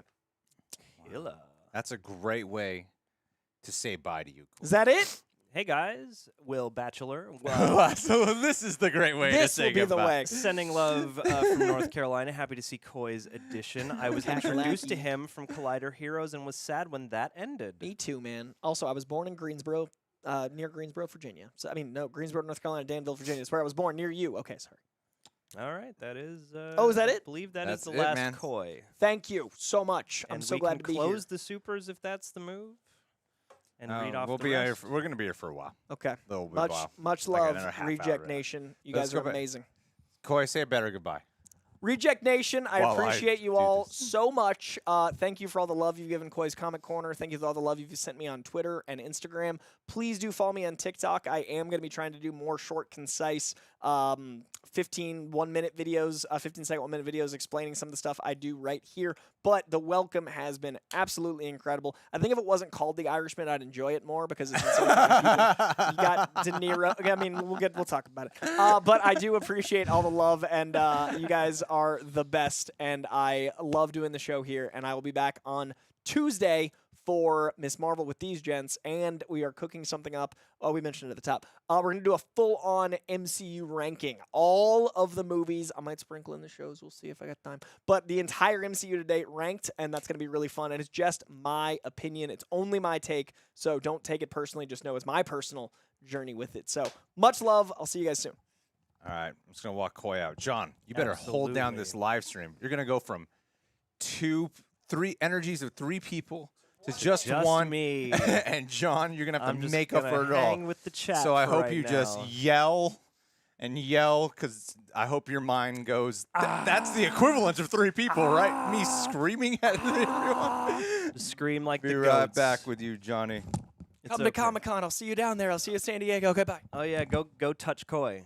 Go touch Coy and breathe on his face. Yes, it's every implication you need. Ryan Wright versus Thor is what I want to see, definitely. And I love that Coy is inspired so much. Irishmen love in here. Yes, Olenti, Coy is our comic book guru. And lots of love for the God of Dumplings in here, which I do appreciate. I feel like as much as people have begrudged the comedy of this film, everybody does appreciate Bao, which I also appreciate. But yes, Ant-Man has trouble calling Sam Captain / Falcon, and Sam correctly said he's Cap on the cruise ship adventure. Is that like, wait a minute, is that like a real cruise ship thing? Captain Zelensky is truly Captain Ukraine? Dang, I'm surprised. I bet there are a lot of artist renderings of that out there. Captain Japanese. Jeez. There should be a captain for every single country and then just personify the weirdness of the world at large. Yeah, guys, what was your favorite moment overall from the film? Favorite comedic moment, favorite anything moment, but especially because the comedy has been so debated and such a point of contention. Was there any particular joke, even if you weren't a fan of the first half of the movie or the overall reliance on humor, was there anything that you guys thought was particularly inspired, particularly funny? I would love to know that. Hey, thanks. I did my best after Doctor Strange too. I you know, it's the group dynamic brings a lot, and I do my level best in these moments not to bore you guys because, you know, status 3 becoming status 1 is always an interesting adventure, and sometimes you find out watching a movie, like in The Hangover 3, that a side character is probably best used as a side character rather than as the focus, so I appreciate that. Anyhow, welcome back. Did Coy Oh get, my get God, out I'm in the okay? chat. Someone took my Hey. fucking photo. Oh, that's not actually you? No, it's not me. How would it be me? I don't know. I mean, This- you could have your this, own. This is the only YouTube channel. Can you just pull up our frame so we could readjust? Yeah, I thought that you might have your own Gmail for just Greg Alba, and you know, if you have a No. Gmail, you have a YouTube account. Someone so- hacked my personality. Use it. Act like it's me. Yeah, Say terrible things to terrible people. Hit up people for favors. See cancellation. if you can strike up collabs. use my name. Jared Dyer, Zeus walking down the stair. I asked everybody because the comedy has been so contentious of this movie. What's everyone's favorite bit of comedy? You know, a bit of joke making. Handshake with Star-Lord. Handshake with Star-Lord. Stormbreaker and Thor is a popular one, that whole relationship. The How funny would it goats. have been if I stepped out just so I could log into my personal YouTube account just to get into the live stream? That's what I thought was happening. It's like, hey, it sounds like something fun it and sounds cheeky like something you might I would do, yeah. Yeah. By the way, for everyone here, forgot to mention Sally LaMonaco, who used to come on this channel all the time before she moved away. She hasn't seen most of the MCU movies, and the one she has seen, she's only seen once forever ago. So much so that she did. So I was like, wow, you really haven't seen these movies. She's doing Marvel movie reactions for us, and she just started. We're gonna put up Iron Man of hers tomorrow, and I had to do an insert in the video saying it right now. I was like, yeah, so Sally didn't watch the post-credit scene because she completely forgot that there are post-credit scenes in these movies.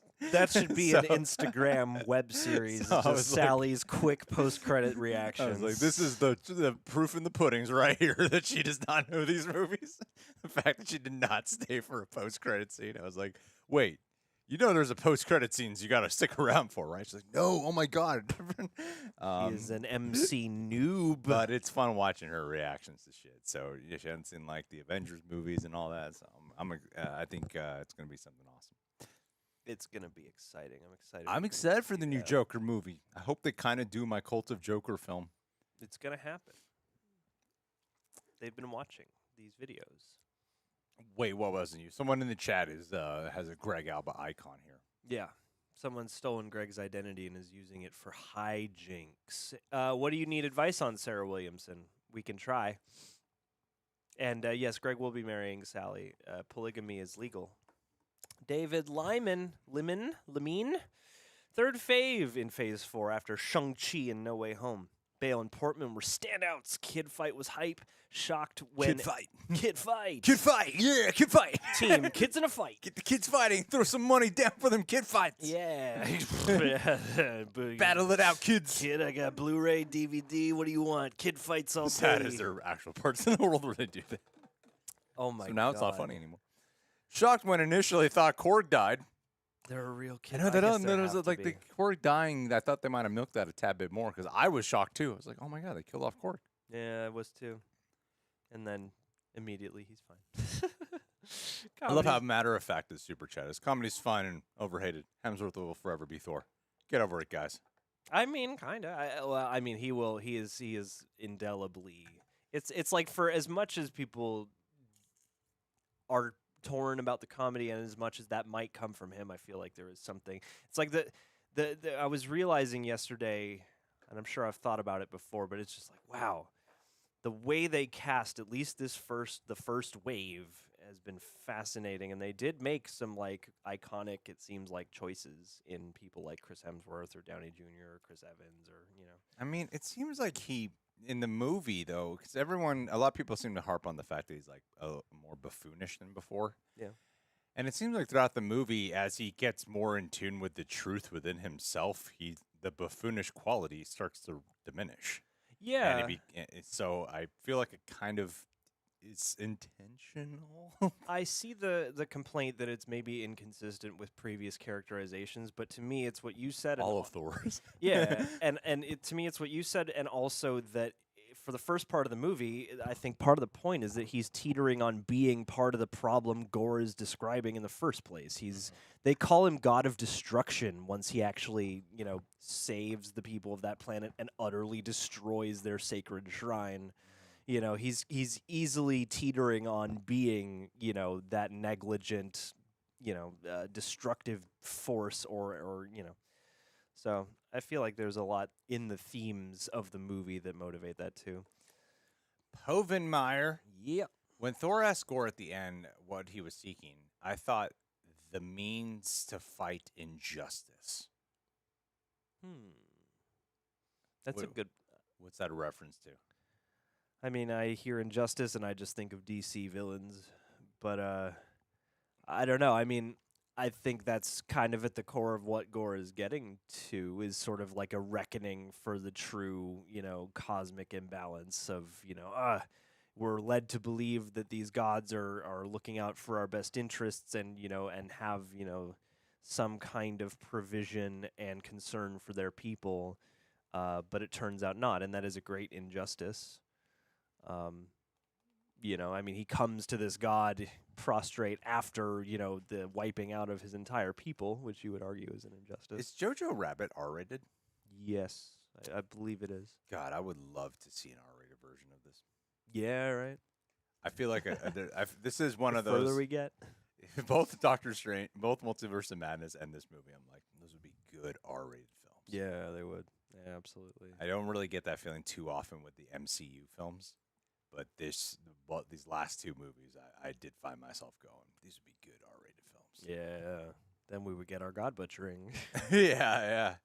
I mean, that is kind of the part, I think, of why I think it's totally okay to expect more God Butchering. Because even in the beginning, when Thor stabs that one god in the throat, it's pretty violent to look at it at first, especially in your first few minutes when everyone here. As I can imagine when you're hearing like a movie's just a wacky comedy, and then that first 10 minutes is like super dark, and then in the beginning he stabs that and it reveals like, oh, there's a knife, a sword just in a person's throat. Yeah. It's kind of jarring at first. Yeah. And after seeing Doctor Strange, which pushed the violence boundary quite a bit. You would think they would be like a little bit okay with, I don't know, I guess tonally too. Like this movie's also definitely appealing to families way more Doctor Strange is attempting to, you know.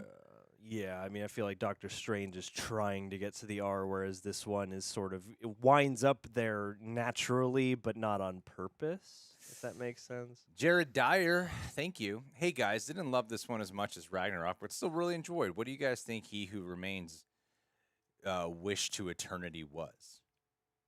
Is there a thing established in there that He Who Remains made a wish to eternity? I mean, it wouldn't make sense with what the movie lays out, because isn't it that the first person to reach eternity gets the wish? And Gorr, ostensibly, would be the first person to reach eternity. Oh, is the rule the first person? I don't know how strict it is, but I believe that's what they say, is like he's looking for eternity, and the first person to... I think that's how it was phrased, is the first person to reach it gets the twist, or gets the wish. Can you guys clarify in the chat for us Yeah. if there's a whole thing here about... I mean, I didn't catch anything about He Who Remains unless it's about I mean, unless his visage shows up in that temple somewhere. Family's coming out to see Thor's ass. That's right. A lot of people are. in the MCU, no. They not say so- first person in Thor: Love and Thunder. Yeah. Okay. So I don't know. I mean, I guess He Who Remains would wish for the wish. I want my wish. Damn, Gorr, that's pretty impressive. Yeah. And that image of him just crawling through the hole is lovely. Okay, everyone's correcting me for sure. Yeah, I was 100% wrong on that. Yeah. 100%. I don't know. I don't know what He Who Remains wish would be. So, are you getting sick of all these Marvel movies? No. Not really. It's I don't know. Like I wondered at one point if I would, but they're always fun. It's always a fun prompt, you know. I think weirdly because they're not reliant on setting up other movies. Like it's not as just set up other movies or being insanely connected to other films that it's not wearing on me in this. It doesn't wear on me in the same way. If that makes sense, because I think the problem before, when people were always like a little bit concerned about too much Marvel movies, the feeling was it kind of felt like you were watching like sequels to a certain extent. Like obviously not, but in a way they all kind of are sequels to each other. And this is the time when they haven't been feeling like that with the movies and shows. Like they're all kind of doing their own thing for the most part. Like Doctor Strange is the most connected. Yeah. Out of anything in other than Spider-Man, but you know. But even that's going for a different kind of movie and Yeah. ups the ante in terms of how grim and gruesome you can get. So it does feel like, yeah, they're exploring new shades. Even if people think that this phase is listless in terms of the overall, you know, big plan. I heard it in I think Dan Merle's review. He was like, you know, there's 6 Marvel movies this year. You know, this is like, you know, an example of Marvel fatigue. And I was like, oh, I'm not feeling that way, partly because of what you're describing. It's sort of like, it seems like they are bothering to at least try and make these different. They don't feel all the same to me, and that's part of the fun, and I think that's part of the vitality. I think the fatigue only settles in when you don't like something. Yeah. Because if you like something, you're not gonna say you have fatigue over it. Because Yeah. like there are people I know that absolutely loved Moon Knight, but then they watched, you know, Doctor Strange and they're like, I don't like him, I'm getting sick of Marvel. You know, so I'm like, but you just said how much you were loving Moon Knight. Yeah. Even the finale included a Moon Knight. You know, I feel like there maybe is an expectation of just like Marvel's supposed to be great, and so if it's not great, I must be getting Marvel fatigue. well, I think the fact that they haven't made it clear on how it's all connected, even though I trust that it will be, I think that we've been conditioned for many, many movies now to see the connective threads and to have many things where you're not seeing the connective threads, especially after coming off of something like No Way Home and building up the multiverse that much more. You would I think that has been fucking with audiences quite a bit. So Yeah, it's weird because like the multiverse, it gives you carte blanche to not have to be so connected. And yet you keep wanting to see the multiverse connect. Yeah, and it's it funny. fucks with you. It does. Because in the first couple phases too, people were like, "Oh, all the interconnectivity is a little overbearing," and now people were like, "Where's the interconnectivity?" Yeah.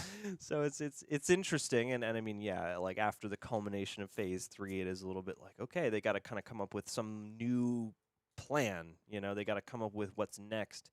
But I feel I don't begrudge them having something that isn't as obviously linked together, I guess, because I do have faith right now that they will kind of reveal a master plan. And I feel like this being the stage 1 of the next, if we're going by like 3-stage chunks, it's Act 1 of the next chunk, if that's Well, the I mean, here's the thing. Okay, I'm going to do a little side tangent here. We'll wrap up the chat because we should probably end this pretty soon because we got other things to we'll definitely work on. I'm going to close these super chats. But the thing I was going to say is that imagine with the Spider-Man movies, like all the Spider-Man movies, like starting from like Tobey Maguire, if they were really making it, let's say the plan forever was to have all the Spider-Man crossover. Obviously, that wasn't the plan from the beginning. But let's say it was. And then they were like, every movie was going out of its way to hint that they were going to cross over. Part of what made No Way Home so cool and exciting was they were connecting them all, like a multiverse of Spider-Man movies. They were connecting them all. And I think that's a bit of the vibe that they're trying to do now. Is we're not going out of our way to shout at how it's all connecting in an obvious way of how Phase 1 through 3 was, build up to the Infinity Stones and Thanos. That was very clear. And I think that's a bit of what we're doing right now is they are all going to connect in some weird, crazy multiverse movie, the main predictor being, Avengers Secret Wars.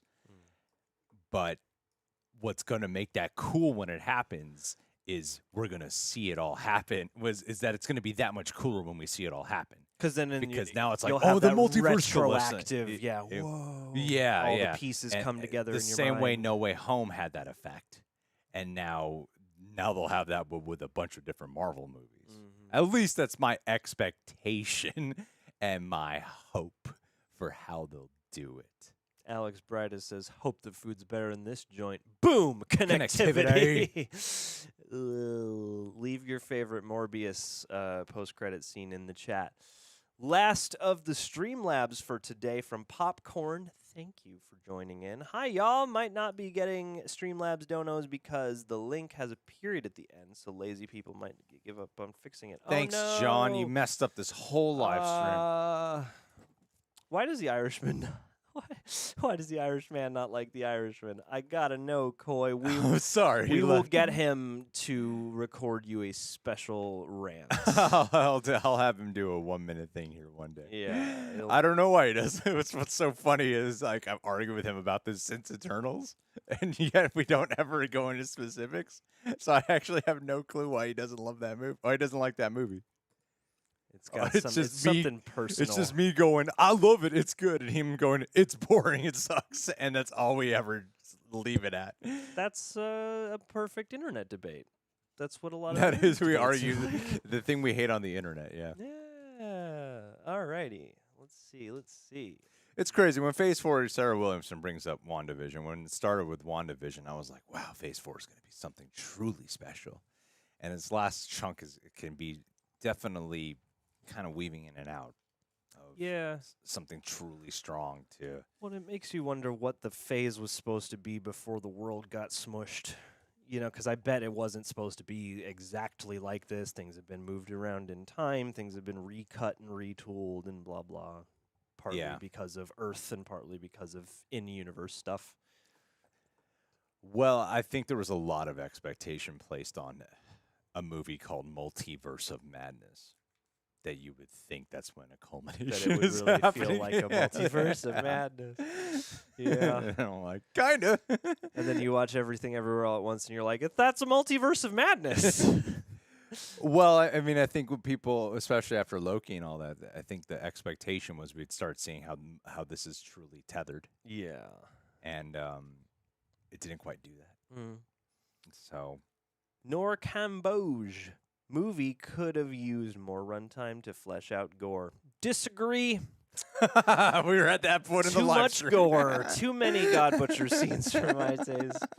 The second time watching it, because that was one of my gripes the first time, and the second time watching it, I was like, I admire who had to cut this movie down for doing it in a way that I feel like it could have felt a lot less smooth to me. And the second time watching it, I was like, I appreciate and I feel like it's appropriate the way they paced and placed all these gore scenes. I'm not missing him too much from the rest of what's going on. However, absolutely agree. Should have more gore. Should have more goring gods. Also, Maybe it was just like one or two, just like one more scene of him butchering a god. yeah, maybe one more scene of a god butchering, and maybe let a couple of those monologues play a little longer or something like that. You know, because there's or a montage of him killing gods. yeah. That's all you need. I think a montage would have sufficed. Montage. And then we would be here being like, I wish we got actual scenes instead of just a montage. Yeah, I mean, there's always something, man. There's always something. There's always the feeling of wanting more. Bernie, little Baymax, hey you, what a nice little sticker. I appreciate it. Look at that little dancing guy. Hey you, Oni. I thought it was interesting when Chris Hemsworth said, "We don't eat the children anymore." Those were dark times. That was a funny ass line. Yes, I love when they bring in things like that. And I mean, you know, it's a joke, but it also does kind of harken to, you know, like Ragnarok is partly about like realizing that the past was grim and having to accept and acknowledge that. And so I thought it was a nice callback to that theme. Did they eat children in the actual lore? I couldn't say for absolute certain. I'm not an expert, but I think there is, you know, something long ago, once upon a time, that dealt with Vikings eating children or something like that. I feel like that sounds like the kind of thing they would pull from a grim corner of history and then use as a reference. Mike K, we got that. you. Alex Mata, calling it now. Goat boats and infinity cones are going to be new Disneyland attractions. I think Taika so much has confirmed that in the set visit video with the Entertainment Weekly or something. Also, glad they kept Sif around and that comic accurate armor. You know, I'm not married to Sif or any of Thor's friends in the way a lot of people are. And like, that guy. That guy, yeah. It's just that like bad Taika, actor. it's like Taika Waititi totally trolling. Yeah. Especially for getting a lot of crap for that. But with Sif, I was having the thought of, man, if they killed off Sif, that'd be a bunch of bullshit right there. Because I feel like they've been, and I thought they could have used more of her too. I feel like they've been building up to have more Sif.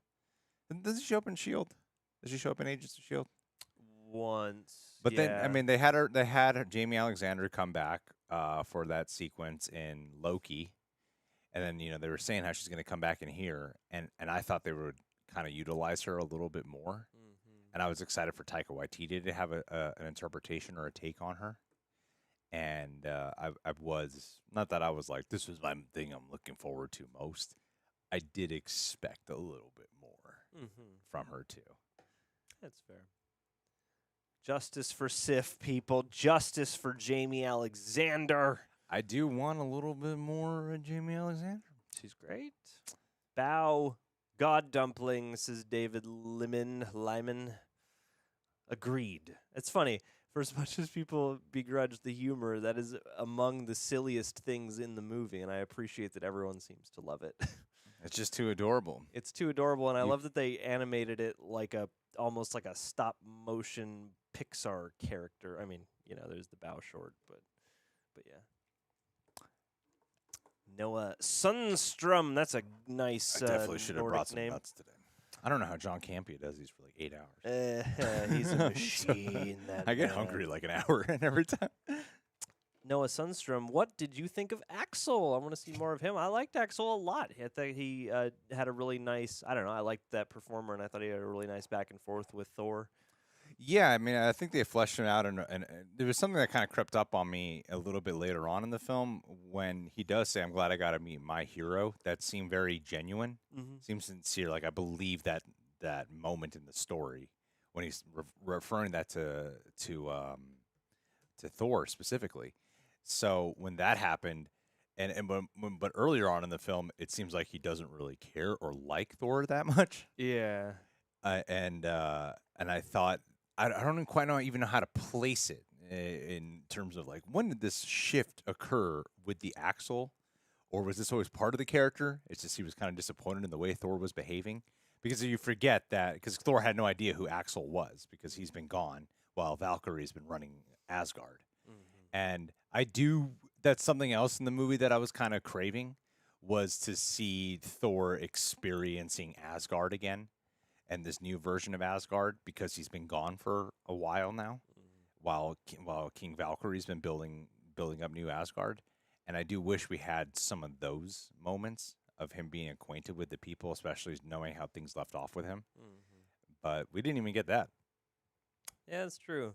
That's true. He just kind of comes in, Asgard, and everyone listens, and there you go. He rides off the statues. Alan Scott, where's Coy Jandreau? He is in the first 2 hours of this stream, so just rewind, and you'll find all of that Coy goodness. Tim Infinity, we got you. Hell's Swimey. In your guys' opinion, with DC and Marvel, can we say that villains in the movies are really villains when writers just make them do a whole 180 turn than they are in the comics? It's like, what's the point in being a villain? Oh, you mean when they have like some type of character redemption, or if they're saved in some way, or more fleshed out? I don't. Yeah, I mean, of the word villain implies a certain black and whiteness. I mean, I feel like there's the argument that, it's about the character and what the character needs, and if it suits the character to have some kind of change. But I would say that villain oftentimes, maybe antagonist is a better word, because in this one, Gorr is absolutely a villain, but he's a character with a perspective and a philosophy. And in his own mind, he is doing something good, and it's a lot more clear that that's what they're doing than, say, someone who's just overpowered and wants to break stuff. So, I think it can get repetitive and boring, though, if the villains are not fleshed out in a way that makes them more identifiable. Yeah, because then they're just punched. Then it's like, okay, we know we got to punch him, and slightly new powers, and I want to dominate. Yeah, and I like that Gorr's purpose wasn't to dominate, but to eliminate a certain type of entity out there, and to liberate everybody who's living under the thumb of all those entities that don't care. I thought that was a cool inclusion of a villain, but I prefer that they flesh out otherwise it does get just repetitive. It's the same shit over and over again. I mean, I think when you're reading a comic, a lot of the time, and that's not to say this is the way for a lot of characters, but I remember even reading like the Infinity Gauntlet and the portrayal of Thanos in there. It's called the Mad Titan, and Thanos in the Infinity Gauntlet series is like the Mad Titan. He's just like, I'm power hungry. There's so many capsules. What's it called in comics with the dialogue again? That specific section. Speech bubbles. Speech bubbles. Yes, with the speech bubbles. It's like all caps and exclamation marks, and I'm the Mad Titan. Yeah, and like that's the version of Thanos that I read. And in the movie, Josh Brolin portrays him a lot more subdued and more internal and calm and more emotional. And I think that just makes for a much more interesting portrayal on screen versus just another kind of one-note, straight and narrow type of villain. And so I think the path they've been taking with fleshing out these characters makes them more interesting. Otherwise, you get something just kind of one note. Yeah, I don't think it undermines the point of having a certain character be a villain if it so happens that by the end they have a change of heart or perspective. I think their villainy is just as much about the situation as it is about just that being the core of who you are. But it's been a while since when's the last movie we've had where the villain is just like fucking evil? In Marvel? Or DC? I'm just having a hard time remembering. I'm a little hungry right now. I mean, Darkseid's pretty much just evil, and so is Steppenwolf. I mean, Steppenwolf has a bit of character flesh because we can identify with wanting to please your boss. But, I mean, Darkseid is pretty much just like, I'm mad and I'm going to reshape the earth. I'm coming for you. Yeah, but you know what I mean. Let's not talk. Like a true villain. You know, I mean, yeah. Zod's pretty just evil. No, he's not. Zod? He's just like a utilitarian. Zod's whole He's purpose. just a military utilitarian. No, Zod's whole purpose is he wants to bring back Krypton, save his people. Okay. God, someone is not a Zack Snyder Man of Steel fan. Not really. It's all right. I gotta watch it again. It's all right. Shame. I like the first. Then why half are of we Man of Steel. streaming about this? Who else did we have? What was the last DC movie? I don't remember. Suicide Squad had Enchantress,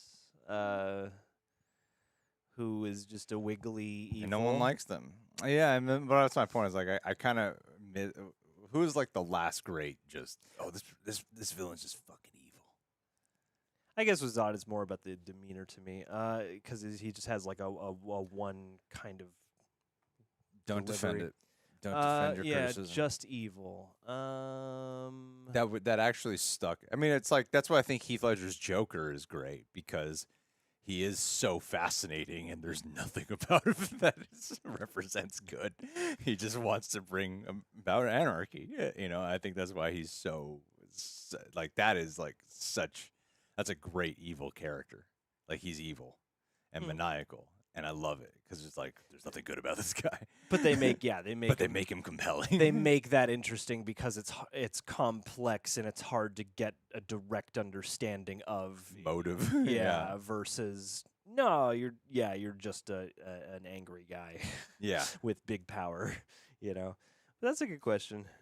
Hey, leave it in the chat. Who's the last maybe someone said it. Let's see, Vecna.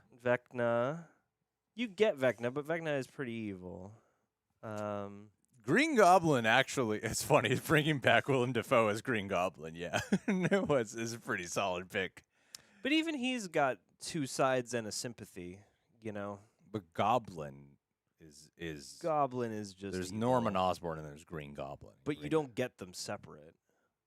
I mean, at individual moments, yes, but one comes with the other in these movies. I think... No Way Home really establishes a separation, though, because he literally has to get injected in order to get rid of the bad. That's fair, yeah. Starro wasn't evil. Oh, no, here comes Greg simping for Snyder. I've only sucked his dick once. To defend Zod as a character is not necessarily actually, simping for Snyder. I'm being totally honest. I was looking on Twitter today, and I was just like caught up in some images of Zack Snyder's Justice League because WB announced they're gonna do a official digital release, and I was like, "Shit, man, yeah, I gotta buy that movie. It's cool. It is cool. It's such a cool looking movie. It's quite a cool movie. Yeah." And I mean, yeah, I think I just remember Zod as just yelling a lot. I remember his performance as kind of good but one note, but yeah, it's not simping to defend the qualities of a character. And No Way Home treats Norman as having DID. That's an interesting take. Yeah, I can see Dark Elves. Peacemaker's dad is just evil. He was just evil. And was at least, you wouldn't want him to be the lead of a show, but he was an interesting character. Well, Kieta, you're bringing up a Riddler, but even he's wronged by society. Oh, yeah, you totally get, or I could totally imagine where he's coming from. Yeah. Mephisto is pure evil, especially in his lack of appearance thus far. Ned for Hobgoblin, I don't know. Do you think we'll ever see that? Ned is Hobgoblin? No, I don't think they got the balls. It's a challenge, Marvel. Do it. Yeah, Peacemaker's dad. That's a pretty. It seems to be the one that's like, no, it's a pretty clear-cut answer. That's a pretty solid. Yeah. There's no like, well, I get where he's coming from. Yeah, there's nothing. I mean, somebody out there, but I mean, even like a Homelander. You want to say Homelander is just evil, but even then, you're like, well, I mean, they go to great lengths to establish the apparatus that begat you. Actually, Agatha Harkness. Yeah. Yeah, there you go. Because even though you see her like, try to get killed by her own coven, at the same time, it is like. She's got a bunch Still of power, your though. Fucking coven. Yeah. Oh boy! Alrighty, let's see. We got the action. Mr. 47. The action in here was cool, but looks like I'll have to wait for God of War Ragnarok to give me the full Norse gods unleashed that I wanted here. This is very much like a panorama of gods rather than just like Norse gods in particular. It would be cool to see like the pantheon of Norse gods appear in the Thor at some point beyond the couple that we've gotten. I really want them to do. I think they can make one hell of a God of War movie or show. I actually, I mean, it's been a long time. I only played God of War once. Like I beat the game. And it's been a while, and I don't remember the details too much. But I remember thinking there is a way where you could definitely streamline the story without losing the true meat of it in about a 2.5-hour film. I think there is a way to do that. I mean, everything would be a better show when you're adapting a video game, but I think God of War definitely. But then again, I'm like, just play the fucking game. It is a great ass. It is a great ass video game. The story is wonderful. Well, that's a part of the conundrum too, is because games are so cinematic now. Yes. And I mean, half the CG you see in movies is now using engines and rendering tools from gaming anyway. I don't know what streaming service I like God of War to be on. Or are they? Is Amazon doing a God of War TV series? Is that really happening? I didn't know that. Oh wow. Ooh, American. I hope they don't fuck it up.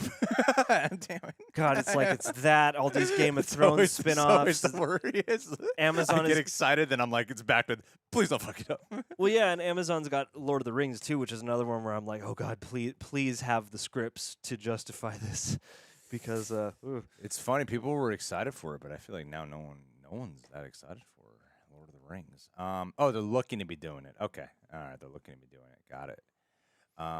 Yeah, and you asked about new rock stars. Well, I haven't covered that. It's just been a lot of people don't realize just how much how time consuming it can be on the back end of putting the videos together.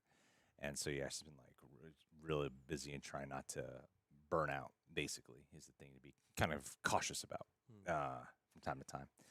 And so just haven't covered new rock stars in a while, which is weird because in the amount of time we haven't covered new rock stars, I've become much better friends with Eric Voss. Like I talk to him way more often, and Philip Molina, both of them. I'm especially Philip Molina. I'm very close with now, and so it's just kind of funny to be like, well, if you don't really cover their shit. And but now that's I'm the closer key to with friendship. them than Is ever. don't watch the content. Just connect on a human level. Yeah.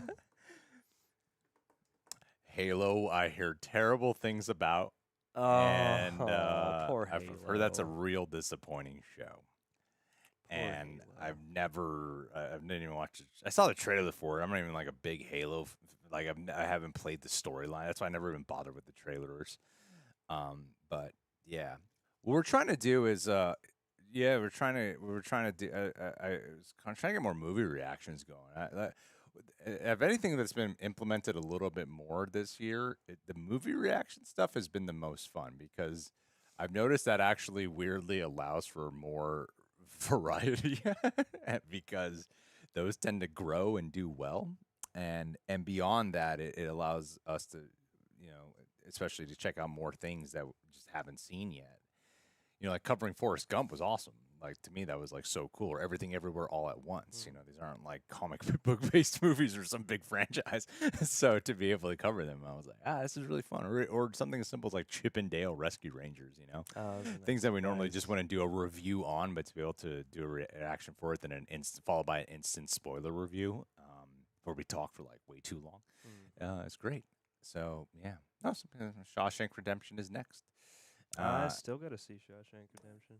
Mr. Downtown. I'll watch your reaction and not watch the movie. Let me see here. Downtown. What's next here? It's Gorr time. We need the Gorr cut. 20-minute more would make this a 4-hour, 4 movie. 4-star movie. 4-star movie. I was like, wait a minute, It's I'm a not star. reading this right, am I?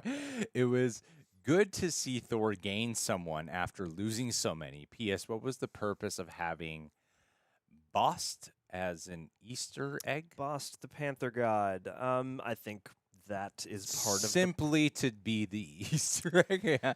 I'm pretty sure. I mean, that whole thing is an Easter egg gallery. Somebody in the chat called out the mention to the carpenter god, probably being Jesus. I mean, I think you see Boston and Coy. Actually, you go look at that video that we just put up about Guardians 3 and all that stuff. I think there's probably a chance that that particular god character will be reutilized at some point or will show back up in context of maybe even as soon as Wakanda Forever. I don't know. It seemed like of all the things placed there, that seemed like one that could go either way, but is probably intentional. Yeah. Jay tried to vote for Love and Thunder, but the poll glitched and I hit Ragnarok. We'll start a new poll just for you. How do you, Bucky Barnes is offering to be our moderator? How do you assign someone to be a moderator? Without them let me see here. accessing the entire channel. I guess I just We're doing it now. All right, Bucky Barnes, this is your shot. Here we go. Get at it, Bucky Barnes. You're the moderator now. So Can you really just do that? I just did that. So I guess we I got a don't know what moderator it now means, in the chat. What does but that mean? you know, Let's see what you do, Bucky Barnes. Hold it down for the next 10 minutes while we're here. yeah, maybe that means Bucky can kick the people spamming or you know harvest and cultivate questions. We'll see. We'll see how it goes. Sorry, Jay, that your vote wasn't counted properly. It's rigged. Love Gorr talking to the kids about poor Stormbreaker being in love with a guy who's clearly still in love with his ex-weapon. Those are two separate ideas, but yes, I loved Gorr talking to the kids. I loved, like, as much as I love the quiet intensity of Gorr, I do like that he also got to be sort of, you know, when he's talking to the kids, he's a little bigger and a little more showy, and I appreciated the eccentricity he brought to that. Yeah, he's kind of like a grim fairy tale character. Yeah, he's like a nightmare Mother Goose at that moment. Yeah, it's great. Which is a lovely choice. All right, Bucky Barnes, how do you moderate? Do your thing. Your little live stream Moderators. experiment here. Hey, Jay, we just read your super chat. Jay says moderators are able to kick people for you, so that's good. Go ahead, kick people. Oh, looky that. Bucky's got the wrench next to Everyone his name just and all that everyone stuff. just bans. He just bans everyone. He just They're bans like, the entire This was chat. the worst decision we've ever made. No one's able to contribute anything, ideas, comments, or otherwise. Mylene15, Necrosword equals cancer equals the villain, both poisoning hosts. Yeah, it's a nice yin and yang for the story. Yes, definitely. You know. Definitely. You know, I think we also got to watch. You haven't seen Tangled. no? Yeah, we got to watch No, Tangled. there's a whole period of Disney flicks I haven't seen. I got a whole list of movies written down. And no one's gonna care to watch reactions to those. But there's a few that I think John should do solo. happily. I You just haven't set up the seen TV. you haven't seen Fight Club. Haven't seen Fight Club. Haven't What seen TV did you set up? the one that you gave me. I From 3 years ago? yeah. I mean, I have it. I've had it this whole time, and I use it. But my desk isn't really big enough to accommodate it, and it's the room, the shape and Yeah. the size of the room. It's a little awkward to have the TV on the desk, but I just made the best version of that I could. Partly because for the Shield finale, I was like, you know what? Usually when I'm shooting TV reactions, it's a testament to the shows. The shows that I watch solo are lovely enough that it's easy to focus on no matter what I'm watching on. But usually I'm just watching on a little laptop, and usually it's just like, I've got time now, so I'll do it now. Whereas for Shield finale, I was like, no, I want the big TV. I want to make this nice. This has been a journey. So so for movies and things like that, I could probably make that happen as well. Demon Slayer definitely got to happen after Shield's done. And then there are a few movies I would happily do. Fight Club, Face Off. I was gonna say you should do Fight Club and Face Off. Yeah, definitely. Boondock Saints. Nah, I could wait. All right. That's a cult movie. Fight Club and Face Off. All right. Writing these good. down. I'll shoot Probably them good. tonight. But Yeah, just pack in an extra 7 hours tonight. Yeah, man. Yeah, I think Fight Club's only 3 hours, right? Fight Club is going to be complicated because we definitely have to work around some stuff on there. But yeah, and yeah, we do. Someone just asked, lost it, but yeah, we hire editing help primarily for help with the editing on the movies and shows. You know, like back if it wasn't the Nerd Chronic before, it was like John had done a couple. It was primarily me who would edit the show stuff. Like, and I remember doing Willy's Wonderland for a movie, and it's just hard because this is not a disrespect. It's just a fact about like when we start a lot of channels like Normies or Blind Wave. Like that's the thing that that they mainly did. Right, was like the shows and movie reactions, and then like trailer reactions mainly once in a while. For us, we kind of like we'll talk about movie news, we'll do this and that. Well, we would kind of like mix it up a while, and then so when we started doing the shows and movies, we were trying to keep the other regular stuff going too. So it's just a little bit complicated. So yeah, we've had to get some editing help involved, but. Generally still pretty involved with those as well. Like it definitely wouldn't get done as quick if it wasn't for the help that we get. The prepper team, they're amazing. And but normally how it works is like they'll send back the edit, and then generally one of us reviews it, and that takes a little bit of time and give some notes.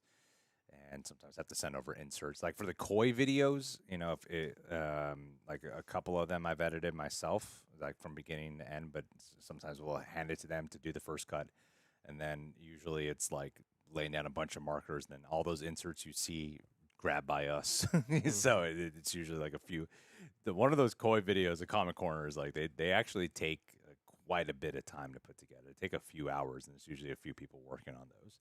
So we put more work into those than we do for just like TV reactions, because those take a lot of time. So yeah, they're pretty time consuming. Those border on being video essays. So yeah, they're pretty time, and then they're usually a lot longer. The film take is usually a lot longer, and then it takes it's like for the one from a few days ago, that was like after I cut out the dead space, it was like, okay, this is 17 straight minutes of Coy talking. I need to cut out a few minutes of this. So, and yeah, that took a while to put together. Nidak Regnarag, I would love a bad movie reaction once a month. That sounds delightful. And Cloud, AOS stands for Agents of S.H.I.E.L.D., but Logan B wants to know, why did Odin and Jane's body turn to gold dust, but Heimdall, Frigga, and his guardians killed by dark elves and Thanos had corpses? Frigga and Heimdall went on to Valhalla too. Because rules change, man. Rules change to serve the story they're telling at the time. And not everybody remembers exactly what all the different moving parts of the previous movies were. Exactly. Have you seen that thing about Taika asking Natalie Portman if she'd be interested in doing a Star Wars movie? I saw the actual video of him answering that. And I think there was some sarcastic jest happening there. Oh, so it wasn't like he actually forgot. I don't think he actually forgot. God. Yeah. Okay. Eric Willem. Because he said it was preluded with him constantly talking about the movie Heat and acting like he didn't know she was in it. Okay. Yeah. All right. So people have taken that and run with the headline. Jeremy noticed that mistake left in there. Hey, good that on was you, one of the notes left for the editor that he didn't apparently. I don't know how you sent over the note on that one. Where? In the video, I saw it too, and I was like, "We got to get this up." I'm not even gonna mention. Yeah, this. I saw it. I'm just gonna leave it. I'm just gonna leave it here. It'll just be funny. I mean, in order to make that, I watched the one you did, and I did the same thing where it's just you put the whole. No, I'm saying that they left the picture in. Yeah. Yeah. That must be how they do it. It was weird. I saw the thing and I was like, "Damn it!" Also, I probably see how they edit these now. Yeah. You know, they probably just sync it, do a picture-in-picture, and then follow along with the inserts. But hey, Nick Bethel, movie couple sent me. Thank you to the movie couple. Send them movie some love. bunch raid. They're right there. The movie couple, John. Steve Chevy has also been sent by the movie couple, and the movie couple is here. Yes, they are. This is the most like laid. This is actually how I hang out with people in real life. I'm very being chill. I'm very like I just sit back and I'm very chill. I'm That's what's this is how I actually interact with people. Well, yeah, So at 'cause the you, beginning of the streams, I'm like a little bit more energetic and stuff. But then eventually, I just get to this point now where I'm like, yep, this Well, is yeah. how I talk in real life. I'm very, Yeah. very just laid back. You're on in front of cameras, so chilling out is just being chill. But that's not to say sometimes in real life, in a group setting, I'm much more energetic. And then I kind of treat when the camera's pointed like we're in a group setting. Here we are. DCF, I look forward to watching Fight Club with you and Ben Parrish. Hello to Nashville. Old Mom J, movie couple. Love all these movie couple shout-outs in here. Fuck yeah. Eric Willem, what if eternity is used to bring in the X-Men? I've stopped thinking about the fucking X-Men. At this point, I'm like, I'm just going to wait for Marvel. I'm going to wait to be I'm surprised. just going to wait for them to say something because at this point, we keep theorizing and nothing seems to be happening. Yeah, like even with Doctor Strange, you know, it really seemed like this is it. This is the time. We had we had one of the main mutants in there. And even at least go to one timeline that's got all the mutants in it or something. Yeah, you think that's when it's gonna happen. DJ Hamilton says, "You guys are my movie couple. Now we got to fight with Wendy and Dustin. We got to fight them." No, Wendy and Dustin are the shit. They are the poop.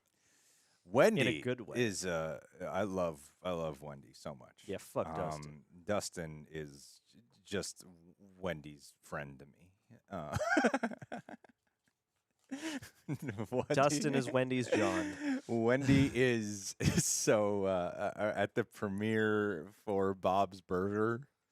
I got some an allergic reaction to food, and I didn't think it was that bad, but Wendy was like a soldier in a battlefield, hunting down security, and help and aid when she heard I was having and she saw it, and I wasn't even having that bad of a reaction, but she was so concerned that it would get worse, and she was on top of it. Oh, And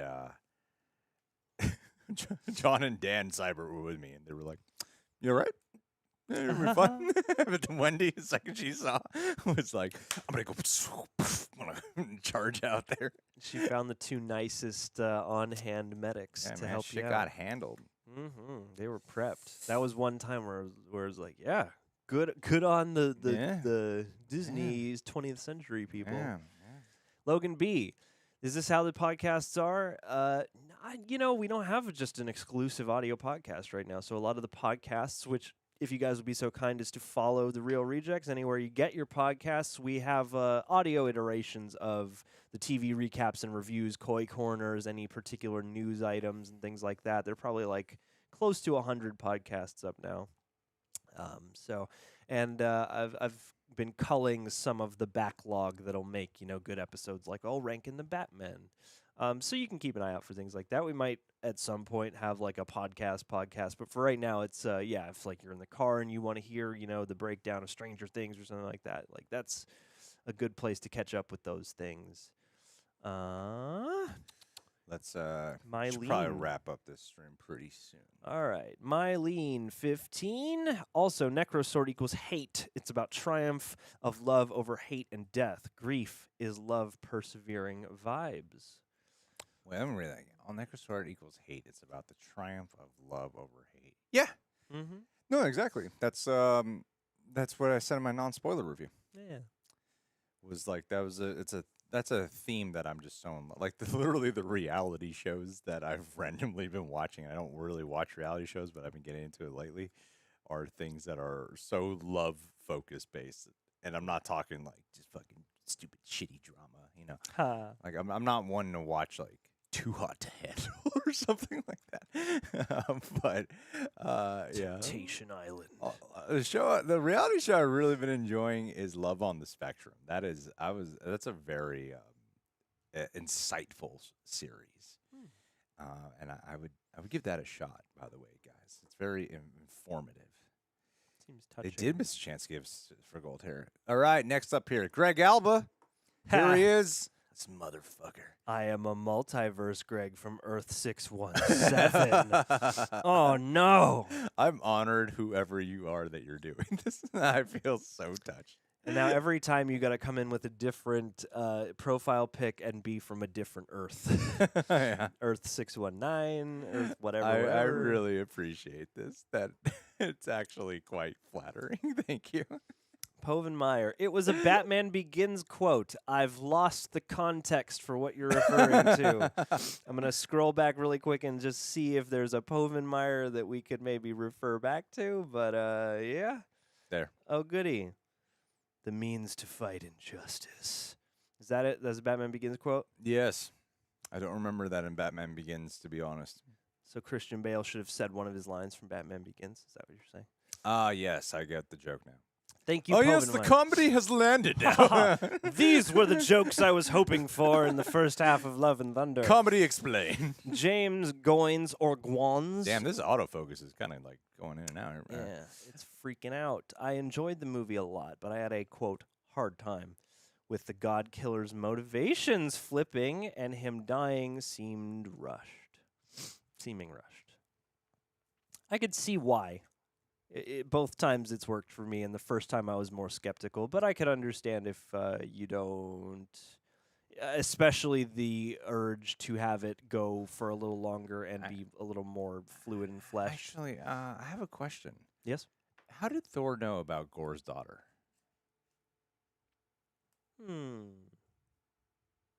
He talks about her a couple times, and I can't remember. Do you guys know what scene? If he does mention her, because I don't remember when, because when that's one thing. Oh no, I fucked this up. John, fix my life. He talks to the god at the beginning and mentions it there. Doesn't he? Does he say it again when they're in the eternity scene? He says you could save her. You know. Yeah, that's a good question. Yeah. Identity theft is not a joke. Is that the person? Is the real name of the person being Greg Alba in the chat, Jim? Also, Wendy in mom mode. Everyone deserves a Wendy in mom mode. Get yourself a Wendy in mom mode. No one's answering that question for me. Guys. I think, it was in the monologue when they were tied up. Is that when he says it? It was sort of... Because I know he mentions her to the kids, and I bet it's probably in that scene where they're he mentions it to the kids in the cage, but he doesn't mention it to Thor. So I guess I don't remember the line when he mentions it. People are saying that's when they're tied up in the. Did Korg narrate it? Oh, the ultimate. That Gorr guy's just upset because his daughter died. His daughter. And the gods didn't save his daughter. She died, sad and alone, under a pile of sand. Okay, I guess he does. Yeah, he must. Yeah. Yeah, I just don't remember. I just don't recall that. I didn't think about it till right now. I didn't watch the movie and be like, how does he know? How did he get this information? I didn't question it till right now. Oh my goodness, we're close to the end here. We're close to the end. Well, thank you, James. We are at the end. Bucky Barnes. Thanks, Bucky Barnes. Got a hundo from Bucky Barnes. Looky there. You keeping it 100 in the chat. You keeping it 100 out in Atlanta. Bucky Barnes moderating. And Ash Chase. Hiya right back. What a lovely little sticker. Love that. Little person popping out from a cloud. It's like anti-Thor. Thanks, Ash Chass. Like anti-Thor. Ash Chass. Ash Chap ass. Chapped ass. Thanks, my chapped ass. Also, hey, keep an eye out because I've just received some lovely Thor-themed emojis for this YouTube channel, and we will have memberships going. So if you guys feel so inclined, no pressure. You guys are super generous, especially here with the super chats and all that stuff. But if you want to become a member of the channel, keep a lookout in the next couple days. There should be a few different tiers that'll have some fun little emojis of us as Thor characters and a little YouTube general Discord server. So if you guys want to continue the chat, even if we're not in the room, soon you will be able. Yeah, everyone fight. Everyone fight, and then hit us up and ask us to come in and settle the fight. Happened on our Patreon one before. Happened on our Patreon. That was a good learning lesson to be like, you know what? you guys are adults and can handle it. It's just a cool. So if you One- go there into was the one time it took Discord, many hours. we just ask that you use your best judgment and you use your most consideration that you can. We'll get Bucky Barnes here. Bucky Barnes, you are on full-time moderation duties. Bucky Barnes, thanks for holding down the moderation. Give it up for Bucky Barnes for holding Barnes, it down, buddy. ATL. You did it, Bucky Barnes. Appreciate you holding down the fort today. Dude, you and your metal And, arm. Patrick Beckstead, oh my God. Welcome. Thanks for tuning in. Sorry, a friend of mine from Universal. Hi. I love all of you, but I never expected to see someone I know in the chat. And what camera, Jeremy? This is a Sony A6600 currently. We also have a Canon M6 Mark II. And yes, guys, let's do a couple just shouts out to the main chat really quick. If everyone who had a son or daughter die blamed all the gods, things would be rough. I like Very that true. take. I mean, I've known people who've had some pain in their life who really believed. It hit me in a different way because I've had some people in my life who've believed there's a God, like believed, and then have had terrible things happen, and they question the existence of their life of why does God punish me? Why does God hate me? And that's a very fascinating thing to kind of grow up in because it's not like they don't believe God is real after experiencing stuff and not having prayers answered in the way they'd like them to be. It's they believe God is real, but God hates them. And it's such a it was interesting seeing a character like Gorr here, which the people I'm thinking of are not, like Gorr the God Butcher, but it is like that's a real thing that people go through. Crusade, it's a very real emotion that there are people who really go through that, and yeah, feeling like whoever your chosen higher power either hates you or doesn't care at all is ambivalent towards you. But like I'm talking like there are people I know who it was like a daily thought and thing they struggled with like all the time. So it's just fascinating to know that there are people who really have that way of thinking. Yeah, it's a hard Like, thing. just become a religion. fucking atheist. I had friends, and take responsibility for your life. I've at that known point. I've known some people get into that position too, and it's funny because I knew a couple people who would have this way of sort of renouncing God as if to suggest they were an atheist, but the way they would talk about God was very much from a place of anger for certain traumatic events that had taken place, and it was one of those weird things of almost the paradox of being so upset at the idea of God that you do both. You're like, God's not real, but also like I hate God and just F God, like all these things, as if you haven't let go of the idea that they are an existing thing. Yeah. I don't know how to articulate that, but On that note, he says, I had a let's daughter wrap it once, up. choose love, call the axe. There we go. When they're tied up, he says, I had a daughter once, choose love, call the axe. So he says it to Jane, apparently. That's good. Ah, yes. Yes. Now, right when you laid that out, I heard it in my. I remember that line now. Yeah. I remember the shot too. Yeah. Yeah. Oh, Choose okay. love, That's true. call the axe. Yep. Well, alrighty, guys. And so in that moment, Thor was like, "That's why he's killing the gods." It's because of this. He put it all. See, Thor's not some little buffoon. He put listens. it all together right there. I'm Lost says the Batman is so much better. I think these are comparable films. The Batman and Thor Love and Thunder. They are absolutely aiming for Totally. the same thing. Totally. But yeah, guys, we definitely should wrap it up. There's some things I got to handle over the next few hours here. But thank you to everyone who participated today. Thank you to everyone who guys. contributed to the super chats as well. That always means a lot. Y'all are lovely. And go follow Coy on TikTok. And thanks to Bucky Barnes for holding down the stream. Mm-hmm. And yeah. Alrighty. Well, we're weird note to end on, but we're running here. We're done. It's over, guys. Thank you, guys. Thanks we will, for being we'll here. We will talk with you all soon. And yeah. Peace and love. Peace. Love and thunder. Love and rock and roll.